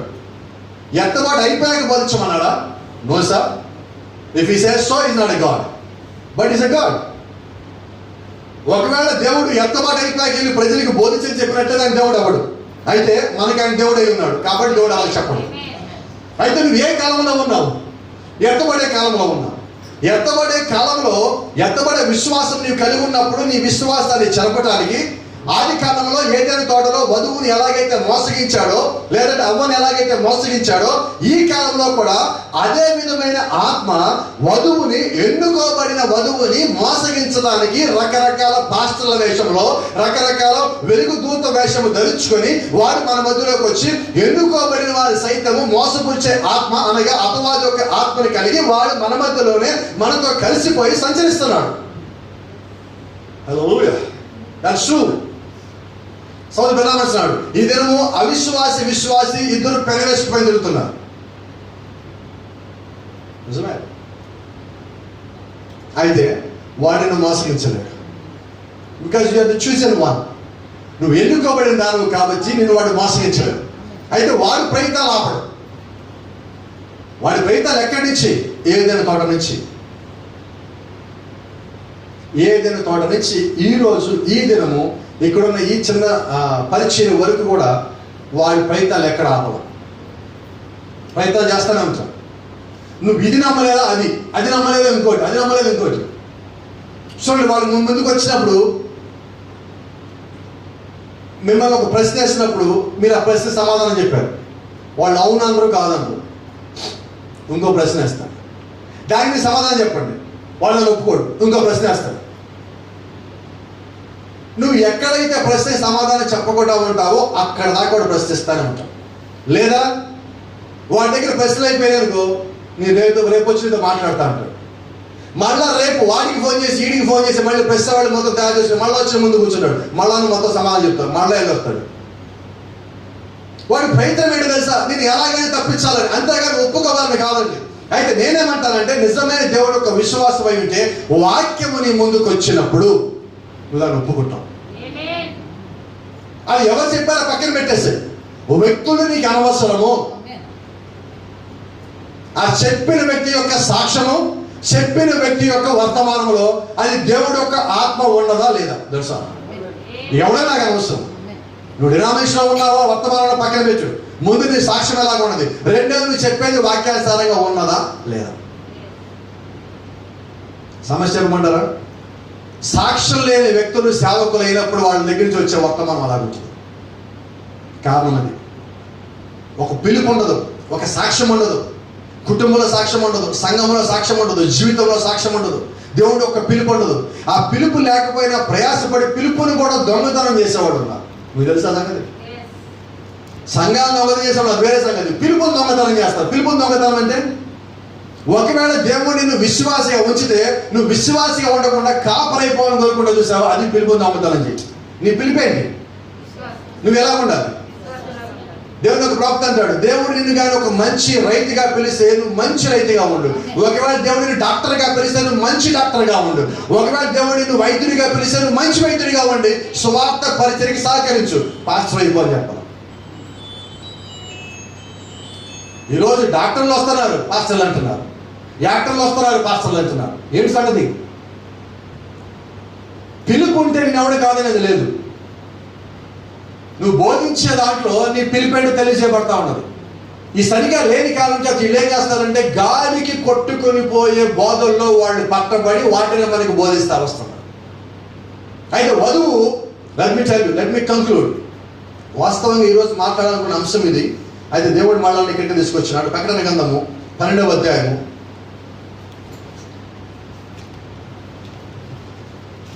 14వ వచనం. బుక్ ఆఫ్ రెవల్యూషన్ చాప్టర్ 12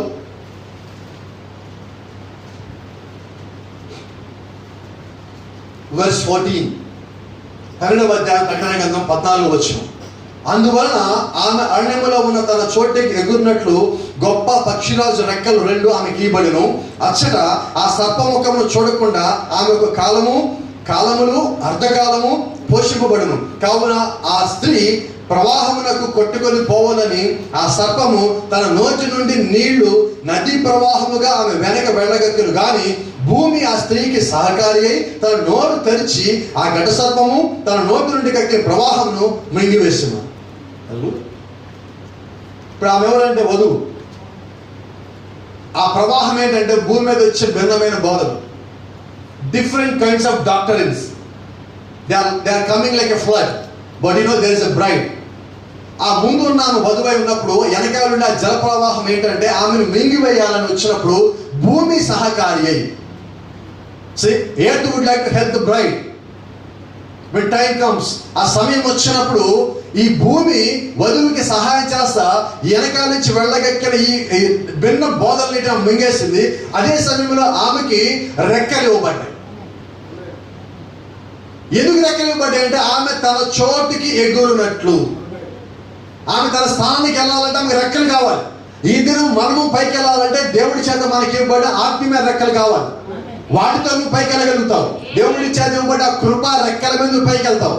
మనం బాధపడతా ఉంటాం, హిమమంతా తెల్లగా ఉన్న పావురపు రెక్కల పైన. నువ్వు ఎక్కడికి వెళ్తావు? పావురపు రెక్కలకి ఆయన దగ్గరికి పోవాలి.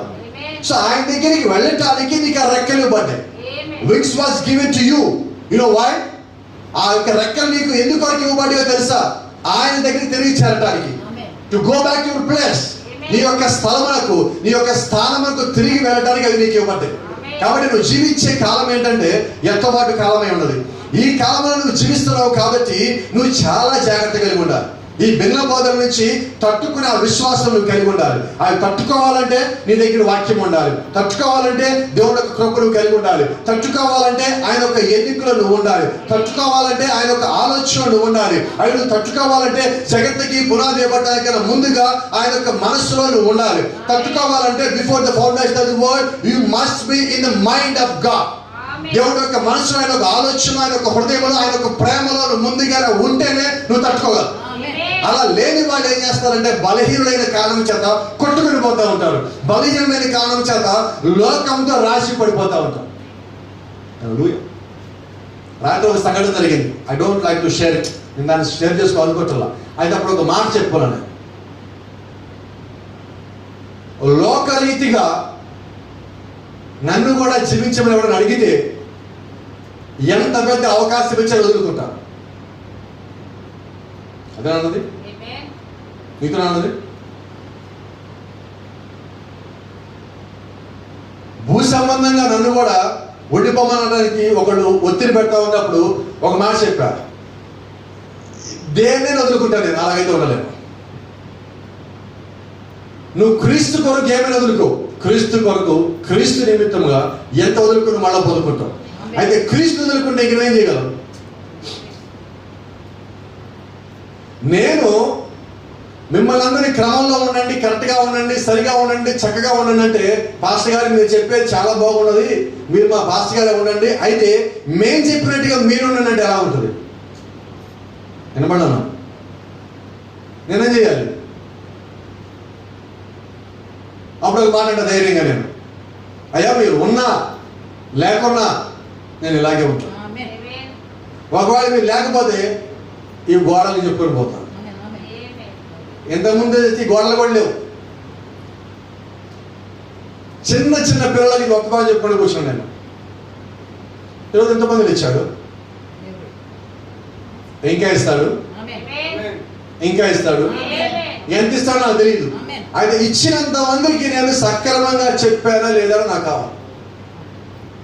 ఒకవేళ మరణం కొడితే, నన్ను కానీ తాకితే, దానికన్నా ముందుగా నా లోపల ఒక మాట రావాలి, నేను ఇప్పటివరకు సరిగానే బోధించాను, నేను ఎవరిని మోసపరిచే బోధ చెయ్యలేదు అన్న విశ్వాసం నేను కలిగి ఉండాలి.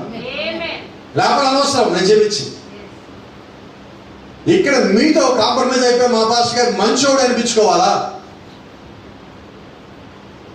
పరలోకానికి వెళ్ళాక దేవుడి దగ్గర బలానా మంచి దాసు అనిపించుకోవాలి.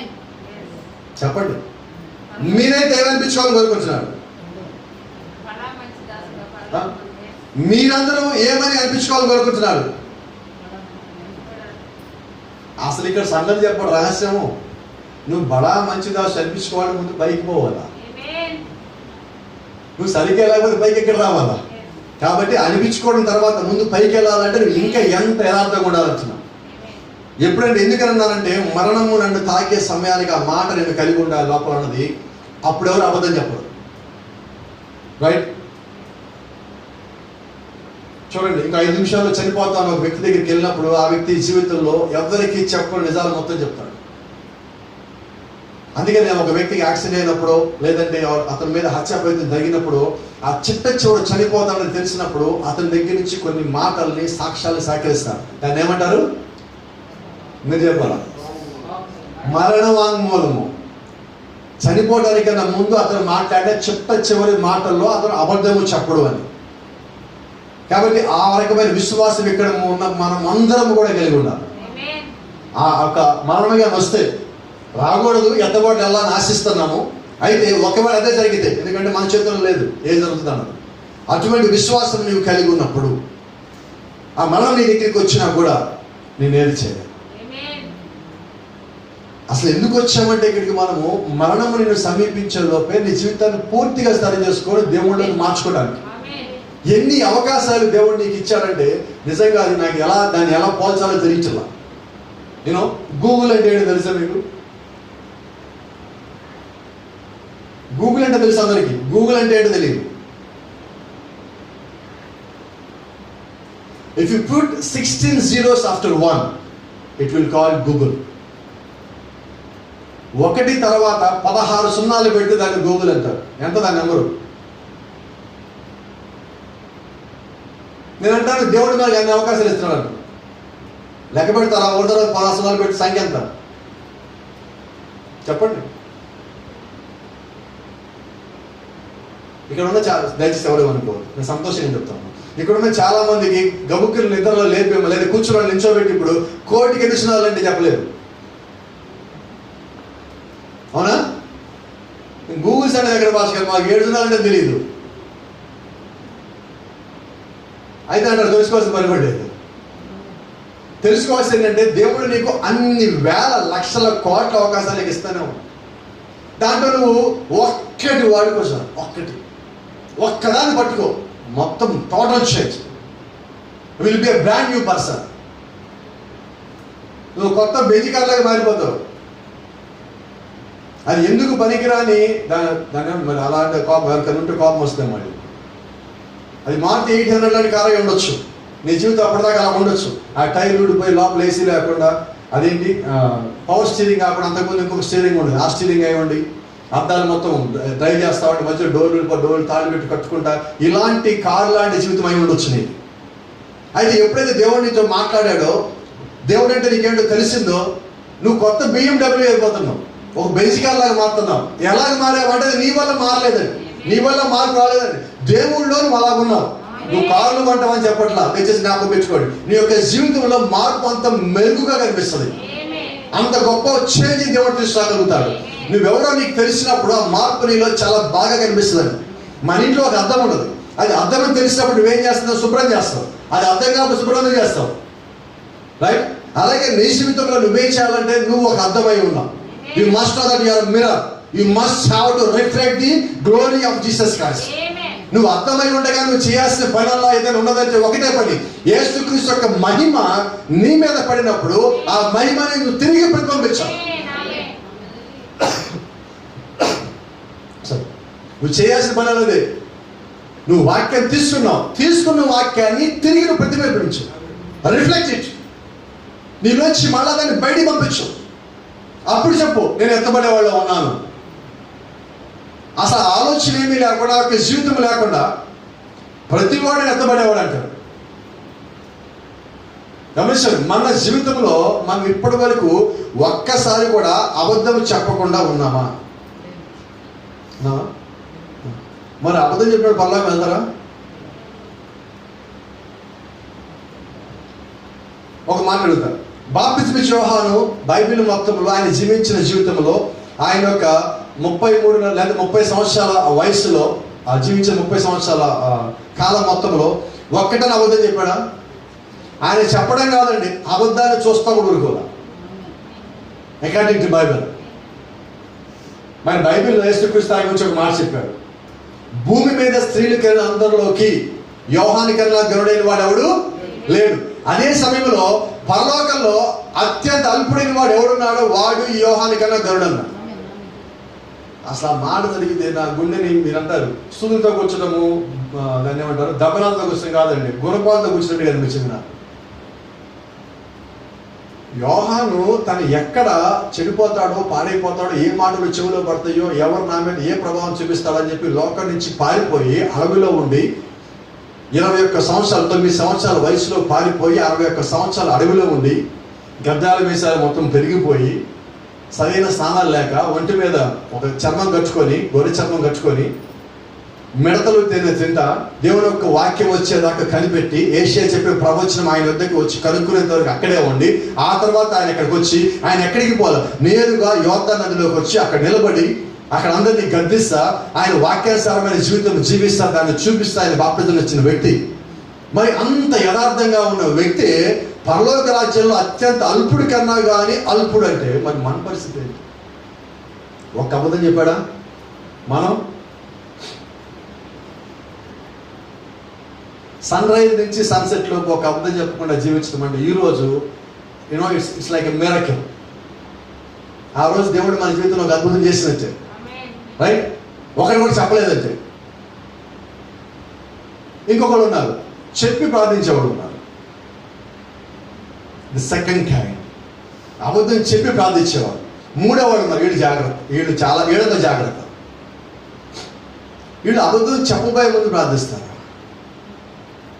ప్రభా వాళ్ళు వస్తున్నారు, వాళ్ళకి ఇప్పుడు నా గురించి ఎట్లా చెప్తారు, లేకపోతే నా గురించి కొంచెం అట్లా అనుకుంటారు, కొంచెం స్ట్రాంగ్గా ఉండాలని కొద్దిగా చెప్పాలి నేను అని చెప్పేవాళ్ళు. వీళ్ళతో జాగ్రత్త, be careful about that. Why? వాళ్ళు ఏమని బాధ చేస్తారు తెలుసా? ప్రభా మా పరిస్థితి తెలుసు, వాళ్ళు మమ్మల్ని తక్కువగా అనుకుంటారేమో, అందుకని మేము చాలా బాగా ఉన్నామని చెప్పడం కొరకు వాళ్ళు అబద్ధం చెప్పబోతున్నా, నా పరిస్థితికి నువ్వే కారణం కాబట్టి నీకే చెప్తున్నా ప్రభు అంట. అర్థమవుతుందా? అయితే నేనంటాను, నీ గురించి లేని చెప్పాల్సిన అవకాశం ఎందుకు వచ్చింది? అలాంటి పరిస్థితి వచ్చింది అంటే నువ్వు ఇంకా దీనుడిగా ఉండు, ఇంకా యథార్థంగా. నీ మాటలు ఎంతగా ఉండాలంటే నీ హృదయంలోంచి దేవుడే మాట్లాడుతున్నట్టుగా ఉండాలి. నువ్వు ఆ స్థితిలోకి వచ్చినప్పుడు నీకున్న పరిస్థితిలో నుంచి ఊహించని రీతిలో నువ్వు బయటకు వస్తావు. మీకు సంగతి రహస్యం చెప్పమంటారా? నాకు తెలిసి కొంతమంది నా ప్రియమైన వర్తమాన సేవక సహోదరులు ఉన్నారు. నీ దగ్గర జరిగినట్టుగా లేదా నువ్వు ప్రార్థించినప్పుడు దేవుడు చేసినట్టుగా స్వస్థతలు కానీ మా పరిచయంలో చేస్తేనా చూపించేవాడు అసలు ఏంటో పరిచయం ఏంటని. దాన్ని బట్టి మీకేమర్థం అవ్వాలి? వారికి ఎందుకని ఆ వరం ఇవ్వలేదు మీకు అర్థమైనదా? వాళ్ళని వ్యక్తిగతంగా గణపరుచుకోవాలని చెప్పి దాన్ని వాడుకోవాలని ఆలోచన వాళ్ళు కలిగి ఉన్న కారణం చేత దేవుడు వాళ్ళకి అది ఇవ్వాలి. అలాగే నేను చాలా బాగా ఉన్నాను హెచ్చించుకుంటున్నామేమో, బహుశా ఆ కారణం చేత దేవుడిని స్థితిలో ఉంచాడేమో. ప్రభా ఇంతకాలం ఇలా పొరపాటులో ఉన్నాను, ఈ రోజు పొరపాటు తీసేసా అని నువ్వు పక్కన పెట్టి చూడు, సాయంత్రానికి ఆశ్చర్యకారం ఇంట్లో ఉండదా? సాయంత్రానికి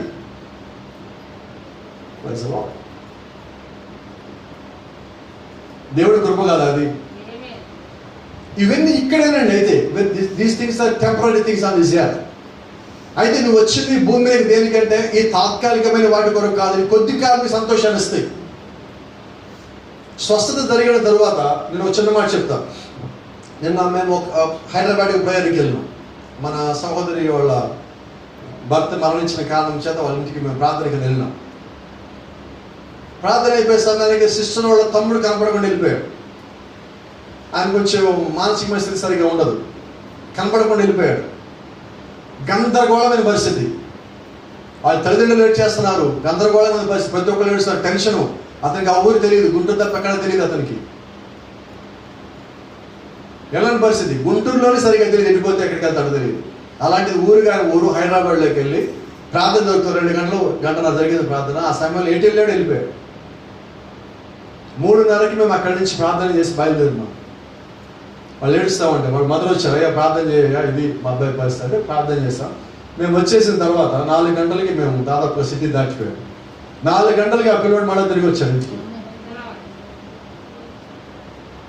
4 గంటలకి ఆటోలో ఎక్కి అతని ఇంట్లోనే గుంటూరులోనే, అతను మామూలుగా ఏరియా పేర్లు గుర్తుండవు, అక్కడ కాలనీ పేరు ఆ ఏరియా పేరు మొత్తం గుర్తుపెట్టుకుని ఒక ఆటో ఎక్కితే ఆటో అక్కడ ఒక అరగంట సేపు తిరిగి తీసుకొచ్చి అక్కడ ఇంట్లో దిగులు. ఏంటి పరిస్థితి? ఒక్క నిమిషం ప్రార్థన చేశాం. వాళ్ళకి కూడా తెలుసు అది. మనం ప్రార్థన చేయమంటే ఎంత పొడుగు ఉంటుంది ప్రార్థన. బైబిల్ అంటే అసలు దీర్ఘకాల ప్రార్థన చేయొద్దు. నీ మనసులో ఏదుందో, ఏడుపు ఉందో, దుఃఖం ఉందో, బాధ ఉందో, సంతోషం ఉందో, ఏదైతే ఉందో అది ప్రార్థనలో కనిపించేంత వరకు చెయ్యి. మన సమస్య ఏంటి చెప్పనా? ఇది అయిపోయింది, ఇంకా మన ప్రార్థన స్టార్ట్ అవుతుంది.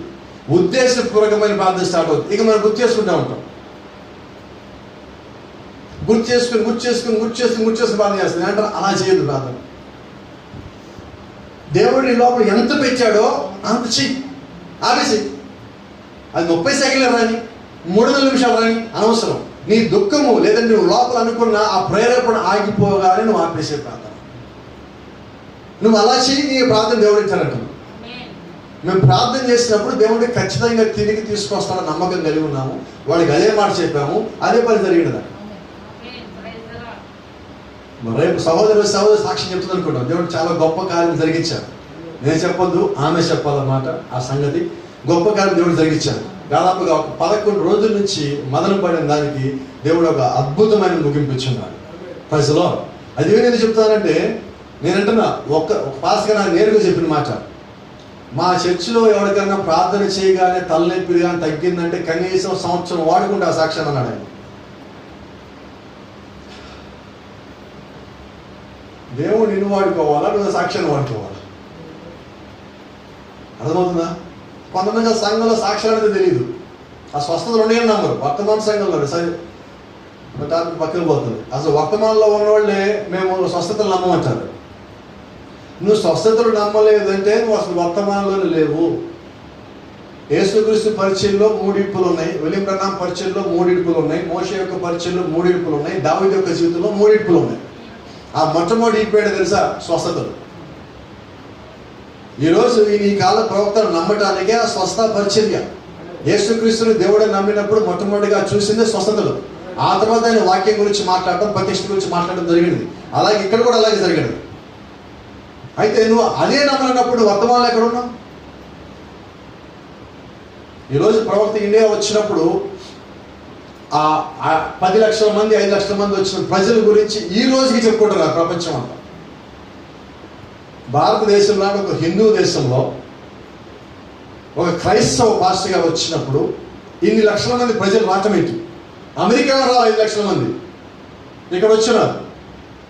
వాళ్ళందరూ స్వస్థతలు నమ్మి అక్కడికి వచ్చిన వాళ్ళు అన్ని జనులు అయి ఉండి, ఇంకా వాళ్ళు బాప్తిజం పొందిన వారు అయి ఉండి, వర్తమానం తెలియని కాలంలో వాళ్ళు వచ్చారు అంతమంది. ఈరోజు నువ్వు వర్తమానం బోధిస్తా, వర్తమాన సేవకుడు ఒక టైటిల్ పెట్టుకొని నువ్వు స్వస్థతలు నమ్మలేదంటే నీకు వర్తమానాలు ఎక్కడ ఉండొచ్చు? ఇంకో మాట చెప్పాలి, సందర్భానికి దేవుడు ఇచ్చాడు, ముగిస్తున్నాను. ఎత్తబాటు ఏదైనా పాస్ అయ్యి మన కరోనా వచ్చింది. ఆయన ప్రేయర్ రిక్వెస్ట్ పెట్టారు ప్రార్థన చేయమని. ఎత్తబాటు అయిపోయా కరోనాలు వస్తాయా అంటే ఇప్పుడు ఆ సోదరుడు ఎత్తబడ్డా లేదా అంటే ఇక్కడ నేను చెప్తున్నది ఏంటంటే, నువ్వు వర్తమానం అంటున్నావు, నువ్వు బోధించిన దానికి నీవే కట్టుబడి ఉన్నట్టల్లా. అటువంటి సందర్భంలో నువ్వు ఎత్తబడతావా అంటున్నావు. ఈ కాలంలో నీవు ఉన్నావు. we were born for rapture. We are born to rapture. మనం పుట్టినది దేని కొరకంటే ఎత్తబాటు కొరకే 100%. ఇక వేరే ఏది కాదు. ఈ భూ సంబంధమైన సుఖ సంతోషాలు, దుఃఖాలు ఇవన్నీ తాత్కాలికమైనవి. ఈ మానవ శరీరంలో ఉన్నాం కాబట్టి we will do all these things. ఇవన్నీ మనం చేస్తాం. అయితే శాశ్వతమైనది ఆయనకు కృప ద్వారా నువ్వు పొందుకోబోయే ఆ నిత్యమైన జీవితం. నువ్వు అక్కడికి పోవాల్సి ఉన్నది. అక్కడికి వెళ్ళేంత వరకే ఈ శరీరంలో నువ్వు ఉండిపోవు. ఇది శాశ్వతమైనది కాదు. దీనిలో చెల్లిపోయే లోపు దీన్ని ఎంతగా నువ్వు సరిచేయాలో, ఎంతవాటికి ఎంతగా దీన్ని నువ్వు మార్చుకోవడానికి ఒక ప్రయత్నం చేస్తావో, నువ్వు వాక్యాన్ని అంగీకరించి జీవిస్తావో అవన్నీ చేసేసాయి. ఇంకొకటి, రేపు చేస్తాను పోస్ట్పోన్ చేయొద్దు దేవుడి విషయంలో. అదేదో ఈరోజు వచ్చింది అన్నీ నువ్వు చేయలేవలాగా. ఇప్పుడు మాట చెప్తాను, పొద్దున్నే లేట్ అయిపోతుంది చర్చికి వెళ్ళడానికి, చాలా దూరం ప్రయాణం చేయాలని. మరి విజయవాడ నుంచి వచ్చే సహోదరులు కానీ ఎవరైనా కానీ రేపు పొద్దున్న నాకు కుదరట్లేదు, అందుకని రాత్రే స్నానం చేసి రాత్రే బ్రష్ చేసి పడుకొని పొద్దున్న లేచి వెళ్ళిపోతాడు, ఎలా ఉంటుంది? బాగుంటుందా? అది ఎప్పుడు చేయాలి? పొద్దునే చేయాలి. అది నువ్వేం చేయలేవు ఇప్పుడు, రైట్? అయితే నువ్వు సిద్ధపాటు కలిగి ఉన్నావు. పొద్దునకి నువ్వు చేయాల్సిన పనులను రెడీ చేసుకుని పెట్టుకొని పొద్దున్న చేస్తున్నావు. పొద్దున్న లేచి రెడీ అవ్వడం బిగించేయకుండా నీ సమయాన్ని ముందు రోజే దానికి కావాల్సిన సిద్ధపాటు కలిగి ఉంటున్నావు. నేను అదే అంటున్నా, ఎత్తపాటు నిమిత్తము నీవు కూడా ఆ రీతిగా సిద్ధపాటు కలిగి ఉండాలి. ఎత్తపాటు వచ్చిన చీకటి ఏది లేదు, రైట్? ఆ ట్రైన్ వచ్చింది, ఆ వచ్చే సమయానికి నువ్వు ప్లాట్ఫామ్ మీద ఉండాలి. ఇంట్లో వచ్చినప్పుడు బయలుదేరి ఎలా ఉంటుంది? సో వీలవదు. కాబట్టి నువ్వేం చేయాలి? నీ యొక్క ప్రిపరేషన్స్ని నువ్వు ముందుగానే సిద్ధపరచుకోవాలి. ఆత్మీయంగా మాట్లాడు, శారీరక పక్కన వచ్చేసి ఆత్మ సంబంధముగా నీ యొక్క ప్రిపరేషన్స్ మొత్తం రెడీ చేసుకుని పెట్టుకో. నీ యొక్క దేహాన్ని విడిచిపెట్టే సమయానికి నువ్వు దేవుడిని చేరే విధంగా నీ యొక్క సాక్ష్యము, నీ యొక్క జీవితము, నీ యొక్క దిద్దుబాటు అన్నీ సరిచేయబడాలి. Praise lord. దేవుడి నామానికి మహిమ ఘనత ప్రభావం కలుగును గాక. ఎందుకని ఈ మాట మీతో మాతో చెప్తున్నానంటే, ఈ భూమి మీద మనమందరం ఆయన యొక్క వధువై ఉన్నాము. అదే నిజమైతే నువ్వు వధువులాగే ఇక్కడుండు, నువ్వు వధువులాగే ఇక్కడుండు. Praise lord. ఒక మాట చెప్తా, ఇక్కడ కరోనా వచ్చిన సమయంలో మా మిస్సెస్ డాక్టర్ గారికి ఫోన్ చేస్తున్నారు. ఫస్ట్ వేవ్ ప్రెగ్నెన్సీ అప్పుడు, డాక్టర్ గారు మరి ప్రెగ్నెన్సీ ఇలా ఉంది కదా, మరి చుట్టూ అంతా కరోనా ప్రభావం ఉంది కదా, మరి నేనేం చేయాలి అంటే మాకు మాట చెప్పి, కరోనా వచ్చింది అనుకొని వచ్చినట్టుగా నువ్వు ఉన్నావు, అప్పుడు రాదు. నిజమేనా? మనం ఏం చేస్తామంటే వచ్చిన తర్వాత జాగ్రత్తలు తీసుకోవాలని కోరుకుంటుంటాం. అలాగే అంటే పోలికి చెప్తున్నా, అంటే దాన్ని పోల్చకూడదు, సందర్భం మీకు దగ్గరలో చెప్తున్నా. నువ్వు ఎత్తబాటులోకి వచ్చిన తర్వాత ఎలాగైతే ఉంటావో ఉండబోతున్నావో, దానిలోకి రావటానికన్నా ముందుగానే అటువంటి జీవితాన్ని జీవించడానికి ప్రయత్నించు. అంత కరెక్ట్గా ఉండటం. ఎత్తబాటు తర్వాత ఎలా ఉంటాడు? ఆకాశం ఉండగా ఫాస్ట్ గారు మీరు ఆకాశం ఉండటానికి ప్రాక్టీస్ చేయకండి. బ్యాండేజ్లు అవుతుంది, ఫ్రాక్చర్లు అవుతాయి, హాస్పిటల్లో ఉంటారు, ఖర్చులు అవుతాయి. ఎందుకని? అది రావటానికన్నా ముందుగా నువ్వు ప్రయత్నం చేయొద్దు. అయితే ఎలాగ ఉండాలంటే యథార్థంగా ఉండాలి, వాక్యానుసారంగా ఉండాలి, దేవుడు యొక్క వాక్యాన్ని వెంబడించాలి. అలాగే నువ్వు జీవిస్తూ ఉన్నప్పుడు, ఆ రకంగా నువ్వు ఉంటున్నప్పుడు ఎత్తబాటు నిన్ను దాటిపోదు. ప్రజలో ఈ కాలము ఎత్తబడే కాలం, మనం జీవిస్తున్న కాలం ఎత్తబడే కాలం కాబట్టి దాన్ని గ్రహించి దానికి అనుకూలంగా దానికి అనుగుణంగా కూడా మనం జీవించవలసి ఉన్నాం. ప్రజలో దేవుడు నామానికి మహిమ కలుగును గాక. God bless you. దేవుడు మిమ్మల్ని అందరూ దీవించును గాక.